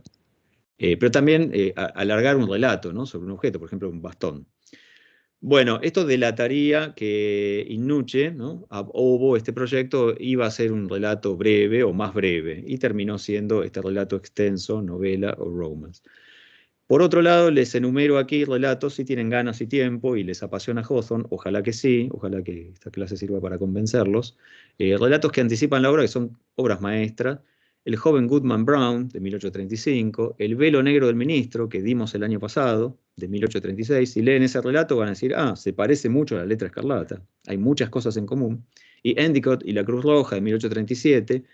Todos estos relatos están traducidos al castellano en distintos libros. Normalmente esos libros todos tienen el mismo título, Cuentos contados dos veces. Es como que ya expliqué antes por qué. Y la verdad que es uno de los títulos más lindos que hay. Poe, con todo su resentimiento, también critica el título, ¿no? Porque no se le ocurrió a él. Bueno, se nota que Hawthorne venía madurando esta idea, venía, ¿cómo decir?, rumiando, ¿no? La idea de ir hacia los puritanos, ¿no? Y reconstruir un poco una historia siniestra. Se le fue la mano en 300 páginas, pero La letra escarlata pertenece quintesencialmente al proyecto narrativo de Hawthorne. Ya se ve eso en su narrativa breve de la década del 30, ¿ok? Profesor, ¿puedo hacer una pregunta? Por supuesto, para eso nos pagan. Con respecto a esto de que Hawthorne quería definir su trabajo como un romance, ¿se Sí. podría decir que quizá era como quizá cierto resentimiento que sentía por haber fracasado como novelista o no tiene nada que ver eso? Si no se dedujo de lo que dije antes, traté de que se dedujera que Ah, ok. su primer relato, al que él llamó A Tale, aspiraba a la novela, pero no lo leyó nadie, incluyendo su mujer. ¿Sí? Sí, por eso habías mencionado eso, entonces yo dije, bueno, quizá Sí, fue como por ese sí, resentimiento, pero después como mencionaste esto del territorio neutral y qué sé yo, dije, bueno, quizá en realidad va más relacionado con eso y no tanto con el tema de su fracaso como novelista, pero bueno. sí. Creo que ese fracaso como novelista lo marcó, porque fíjate que a fines de la década del 20 él se quiso lanzar, esa obra salió anónima, entonces como salió anónima, porque él sentía que no estaba muy bien, cuando fracasó, no sé qué habrá hecho, quemó los ejemplares, fue y los compró todo y los tiró a la basura, no sé, era muy difícil de conseguir ese libro, te digo, engañó a todos sus amigos y a su propia familia, la gente no sabía que él había escrito ese libro, esto se supo después. Esto está dicho en la biografía que escribió su hijo, Julian Hawthorne, que llegó a cartearse también con Melville pocos años después de la muerte de Nathaniel, en 1864, ¿sí? Es una historia muy linda que demuestra, como vos decís, resentimiento, yo dije antes también culpa, complejo de inferioridad, se mezcla todo eso, ¿no? Sí. Claro. Sí, sí. Pero al mismo tiempo vos decís, bueno, está escapando de la novela porque fracasó, y entonces dice, yo hago romance, esta es otra cosa. Pero hay intelectuales, sobre todo el profesor Chase, que tiene este brillante libro, se llama La novela norteamericana o la novela americana, lo vamos a mencionar más de una vez en este curso. Chase dice que en realidad y Hawthorne lo que hizo fue darle carta de ciudadanía al rasgo quintaesencial de la literatura norteamericana. Toda la literatura americana dice, nunca es realista. El escritor norteamericano no sabe hacer realismo, no llegó bien al realismo a Norteamérica. Se quedó en esta cosa, en el grotesco, y esto va a volver a aparecer una y otra vez con Sherwood Anderson, con la gran Flannery O'Connor, etc., ¿no? La idea de que hay que simplificar, hay que manipular, hay que desfigurar. El trabajo del escritor no es salir a la calle y ver cómo vive la gente, ¿no? Esto que en algún momento quiso hacer, por ejemplo, Stephen Crane, o luego, bueno, mencioné antes a John Steinbeck. No, ¿a quién le importa eso? Para eso está el periodismo, para eso está, qué sé yo, la televisión. El escritor construye ficción. Hay que manipular, hay que deformar, hay que caricaturizar, ¿no? Etcétera, etcétera. Así que es una legitimación, sí, medio pusilánime, medio resentida, pero al mismo tiempo tiene un carácter fundacional, esta de Hawthorne. Y Sí, decime. hoy en día, digamos, Sí. el romance como género, ¿se podría calificar como una novela o no, digamos? Es algo totalmente aparte. Decir que romance es novela, ¿está mal o...? No, a ver, novela es la etiqueta que le van a poner los editores. Si vos le vas a hablar ahora a alguien de Random House diciendo, no, esto es romance, te tira el libro por la cabeza, no sabe ni lo que es el tipo. O sea, las etiquetas existen para que los libros circulen y se vendan y las librerías los tengan en anaqueles y se pueda hacer la lista de los más vendidos de ficción y no ficción y se den premios, el mejor cuento, la mejor novela. El público común, el mercado, no tienen tantas precauciones, entonces esto es para especialistas, estamos estudiando literatura. Y más importante que la etiqueta que vos le quieras poner es que encuentres rasgos en cierta obra de desfiguración intencional y autoconsciente de parte del autor. Claro. Por ejemplo, te tiro un autor eminente, de nuevo diría, me pongo de pie, pero no tiene sentido porque vos no me estás viendo. Cormac McCarthy. Cormac McCarthy, ¿hace novela o hace romance? Bueno, te tiro la pregunta. Yo tengo una respuesta, por supuesto, pero no es la única, puede haber otras, ¿sí? Y esto pasa todo el tiempo. Claro. Entonces, nosotros trabajemos con más sutileza, ¿ok? Simplemente eso. Bueno, muchas gracias. No, Marcelo, sí, con respecto al romance, me viene a la cabeza un texto de Fenimore Cooper que sí. plantea, que después lo va a tomar Henry James a esta misma idea, que plantea la dificultad de poder hacer algo mimético en Estados Unidos con un tejido social muy hegemónico y muy poco rico en diversidad en cuanto a clases sociales, modos de comportamiento, que hacen que, bueno, sería, digamos, no se convierte en un terreno que le permita crecer al escritor y que de golpe los claroscuros que ofrece el romance y la fábula, etcétera, trae como otros elementos más ricos para poder explorar donde ya hay una carencia producida por esta democracia, esta hegemonía, esta falta de reyes, esta falta de... Sí, exacto. Sí, muy bien dicho. Sí, totalmente. Poco antes de Hawthorne. Palacios, castillos, ruinas, o sea, todo lo que... Gracias, sí, no hubo grandes guerras, no hubo épica, no hay corte. Henry James es un poco tilingo, dice, no tenemos aristocracia, no tenemos cortes, no tenemos palacios, como si eso fuera el caldo de cultivo. Claro, bueno, pero que de golpe se convierte en un territorio rico para explorar en la novela más mimética, digamos. Sí. Sí, sí, es curioso que se diga eso por otro lado, porque la verdad es que uno puede decir, bueno, salí a pasear por tu país y andate hasta la catarata del Niágara y fíjate cómo viven todas las tribus aborígenes y qué sé yo, hay mucho para decir. Es curioso este complejo de inferioridad, yo creo que es más una marca de el abolengo europeo que una constatación verdadera de parte de los artistas. Me parece que decir, en 1800, 1830, ¿yo sobre qué voy a escribir? Si en Estados Unidos no hay nada. Bueno, me parece que tenés la cabeza metida dentro de un Tupperware, tendrías que salir a pasear, pero creo que es un complejo de inferioridad transportado de Europa, ¿no? No hay... Sí, una mirada bastante colonialista. Claro, claro, estamos acá, somos pocos. Sí, son pocos ustedes. Vos vivís ahí, toda la gente piensa como vos, porque a los que pensaban distinto ya los mataron, etcétera, etcétera. Detrás de la empalizada se vive así, es aburrido. Y sí, pero vaya que el país tenía cosas para decir. Este gesto ambiguo, medio pusilánime, lo encontramos también en Washington Irving, cuando él se autoriza a hacer relatos ficcionales, se alimenta de leyendas europeas, las transporta a Estados Unidos porque no encuentra nada originario de Estados Unidos que le parezca interesante, ¿no? Cuando Longfellow escribe la canción de Hiawatha tratando de reconstruir el gran pasado de los aborígenes, también va hacia la épica, ¿no? Al poema épico. Y bueno, es el problema del trasplante. Es una cultura que está tratando de nacer, que se tiene que legitimar, que se tiene que autorizar. Y está opacada y aplacada por el complejo de inferioridad, que de alguna manera también es un problema para salir al mercado. No había ley de copyright en Estados Unidos, por lo tanto, los libros de autores ingleses se podían publicar sin pagar un peso. ¿Para qué diablos un editor norteamericano iba a publicar un libro de un escritor desconocido norteamericano cuando podía republicar la novela de Walter Scott o de Charles Dickens, que ya había vendido miles de ejemplares en Europa y sabía que funcionaba? ¿Por qué le iban a dar la oportunidad a un escritor nuevo? Si ya había cosas que funcionaban. Y este es un problema que Edgar Allan Poe se pasó toda su vida denunciando. Mientras no haya una ley de copyright, estamos perdidos, porque para nuestros editores somos nadie, somos unos chitrulos. Lo importante viene de Europa. Bueno, vuelvo un poco a las láminas. Perdón que me estoy extendiendo mucho, que quiero terminar antes de las 9. Hay gente que a las 9 tiene la buena costumbre de cenar, o quizás otra clase. Entonces, más promesas de campaña para la clase que viene. ¿Alguien quiere decir algo? No, disculpa, no sé si, Santiago, no sé si me... Pero te quería consultar, siento que, porque vos mencionaste a Borges, y siento que si no me equivoco, en el prólogo que él hace a la invención de Morel, ¿no? Plantea más o menos casi el mismo problema que él plantea sobre el romance, digamos. De alguna manera, sí. Sí, Borges defiende en la literatura de Bioy Casares la aventura, ¿no? Y ciertos rasgos del goce de leer. Sí, esto es algo muy americano, sudamericano, norteamericano, ¿no? Se escribe disfrutando escribir y se escribe para que la gente disfrute leer, no para mostrar qué complicado que es lo que estás haciendo. ¿Sí?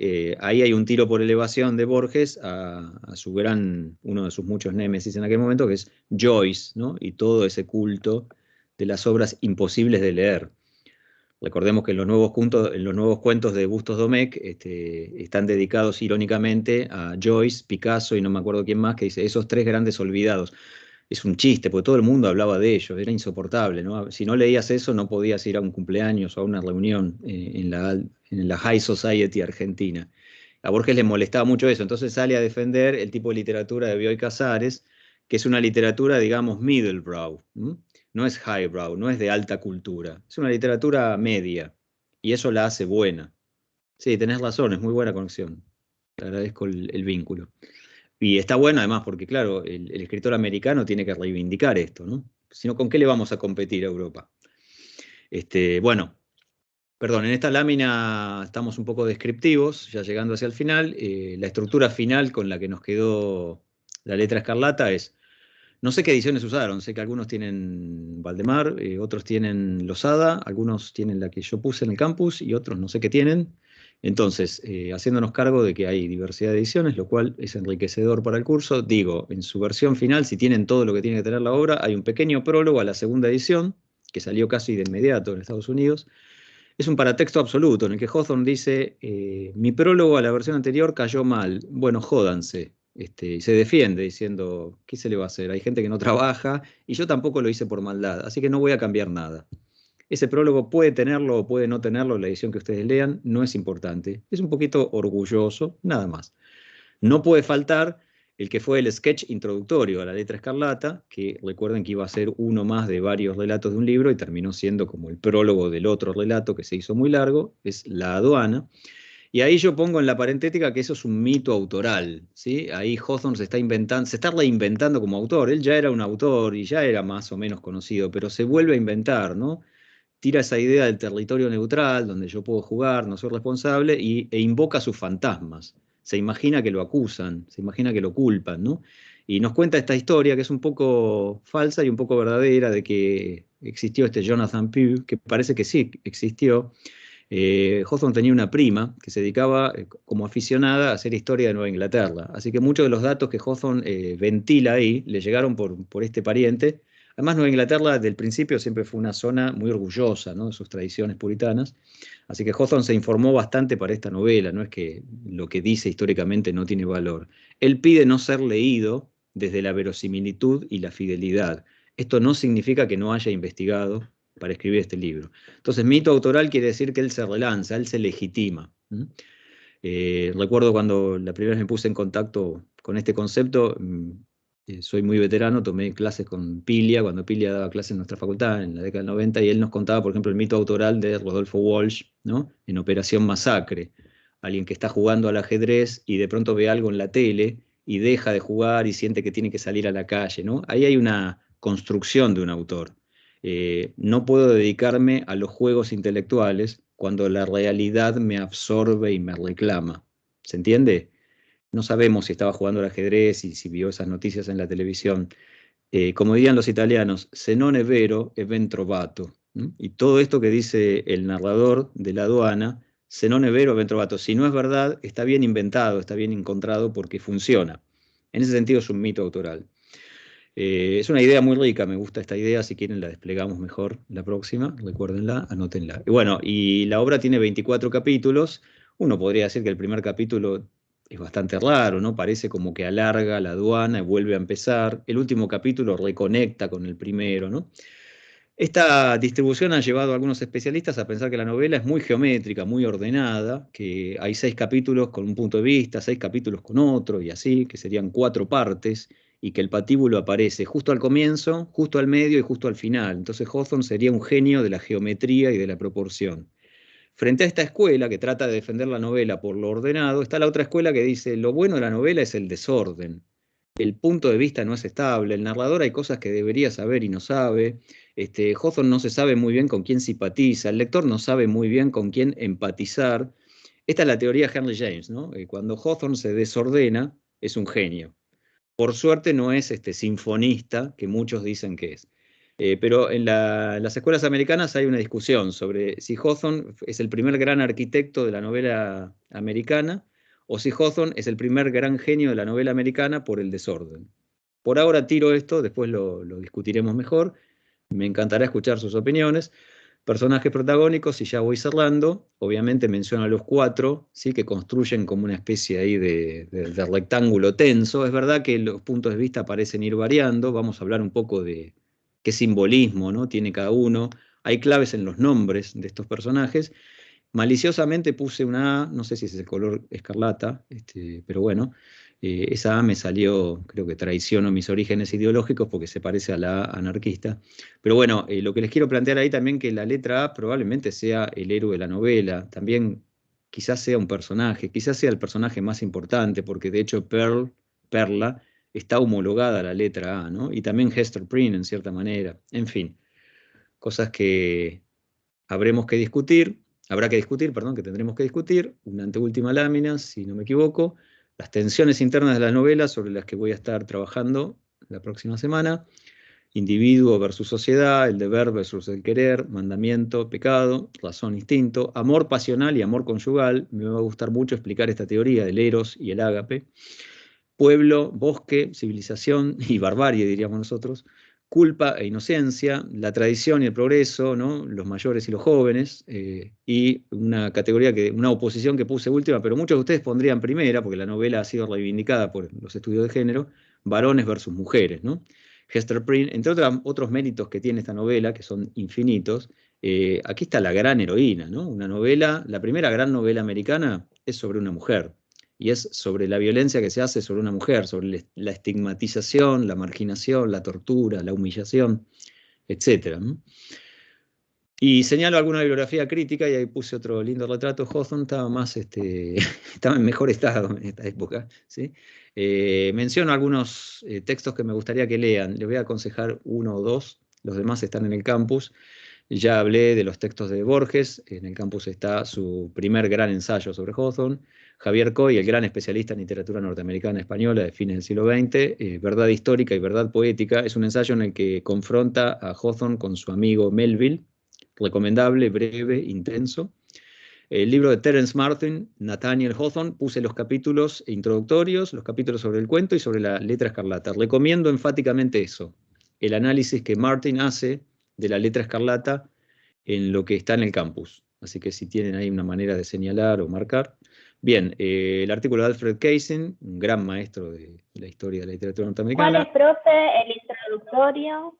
¿O están solamente estos en el campus de Martin? No, en el campus, el introductorio? En el campus de Terence Martin lo que hay es la mitad del libro. Te confieso que por fiaca, porque no quise escanearlo todo, algún día lo voy a escanear todo.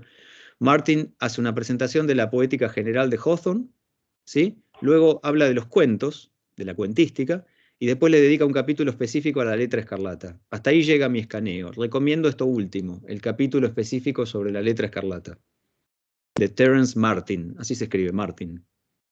Lo van a encontrar en la unidad 1, en la bibliografía de la unidad 1.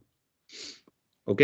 Después está el artículo de Casey, donde contrapone a Hawthorne con Poe, la reseña de Poe sobre Hawthorne, y el artículo de Melville que antes le conté, Hawthorne y sus musgos. Un artículo excelente porque Melville ahí tira munición pesada para todos lados, ¿no? Y Melville dice, con Hawthorne empezó la literatura norteamericana, este es el primer gran genio, ahora sí tenemos literatura, etcétera, etcétera, ¿no? Todas estas cosas fundacionales que a uno como americano quiero decir sudamericano, lo entusiasman, ¿no? Porque de alguna manera es también lo que estaba pasando en Argentina. Todos estaban buscando legitimación de origen. Este es un gran problema también en la literatura norteamericana, ¿no? Superar el complejo de inferioridad. Bueno, ya bajamos del barco, ya no somos europeos. Ahora esto tiene que empezar, ¿no? ¿Cuándo empieza? Y Melville dice, empezó, señores, tiene un nombre, se llama Nathaniel Hawthorne. El hombre al que amo, pero no me da bolilla. No, esto no lo dice en el ensayo, esto lo sabemos aparte. Bueno, son las 9:01, no me odien. ¿Alguna pregunta urgente, algo como fundamental en lo que les va la vida que me quieran preguntar? Profe, yo quería preguntar, ¿en Sí. qué edición está la aduana que es importante leer? No me quedó claro. Y prácticamente en todas, salvo Ok. la edición española del siglo XIX, prácticamente en todas está la aduana, porque no podría no estar, ¿no? Sería Ok. ya medio Perfecto. animo no incluir eso. Si llegás a conseguir una edición en la que no está, no la uses. Ok. No, voy a usar la que está en el campus, pero quería estar segura nomás. Ok. Claro, el problema es que han llamado a eso prólogo. El propio Hawthorne tiene la culpa, ¿no? Puso introductory sketch introductorio. Entonces muchos editores dicen, saquemos el prólogo. No, pero no es un prólogo. Es importantísimo para el resto de la obra, ¿no? Explica toda la obra ese prólogo. Bueno, ¿qué más? ¿Alguna otra cosa? Perdón que me extendí, no era mi intención, pero bueno, espero que les haya servido lo de los puritanos. De nuevo agradecemos al colega que se comunicó. ¿Qué leemos para la próxima clase, profe? La letra escarlata, si ya la leyeron, los felicito, reléanla, pero sobre todo lean esta bibliografía crítica que acabo de decir. Los que no la terminaron de leer, terminen de leerla. Y en lo que hace al teórico, lean la bibliografía crítica, tal como la recomendé. Les dije, Terence Martin, y después pueden ojear otras cosas. Coy es muy breve y muy intenso. Borges es siempre luminoso. Borges repite un poco las cosas de Poe. Pueden leer la reseña de Poe, ¿sí? Y pueden leer el artículo de Melville. De paso, van a leer una excelente traducción mía. ¿Qué más? ¿Alguna otra pregunta técnica, operativa? Bueno, les agradezco infinitamente la paciencia. Algunos verán esto, no sé, lo habrán estado viendo por YouTube, que veo que sigue funcionando. Otros verán esto, no sé, el sábado, el domingo, cuando sea. A todos ellos, la próxima, el miércoles a las 5, no va a haber invitados, voy a estar yo. Vamos a hacer correr de nuevo todas estas láminas. Me voy a ir deteniendo mejor en cada una de ellas y vamos a desglosar en toda su estructura y sus detalles la letra escarlata. Si pueden consultar la bibliografía crítica, mejor. Así tienen más perspectivas y no dependen de la mía. Mientras tanto, ya estarán comenzando los prácticos con Rowlandson y con nada menos que Edgar Allan Poe, ¿sí? Así que los saludo. Muchísimas gracias. Cuídense mucho. Gracias, profe. Gracias, Chao, profe. profesor, muchas gracias. Muchas gracias. Muchas gracias, Hasta luego. profe. Nos vemos. Nos vemos. Gracias. Chao, gracias. Hasta la próxima. Gracias. Adiós. Chao, nos vemos. Próxima.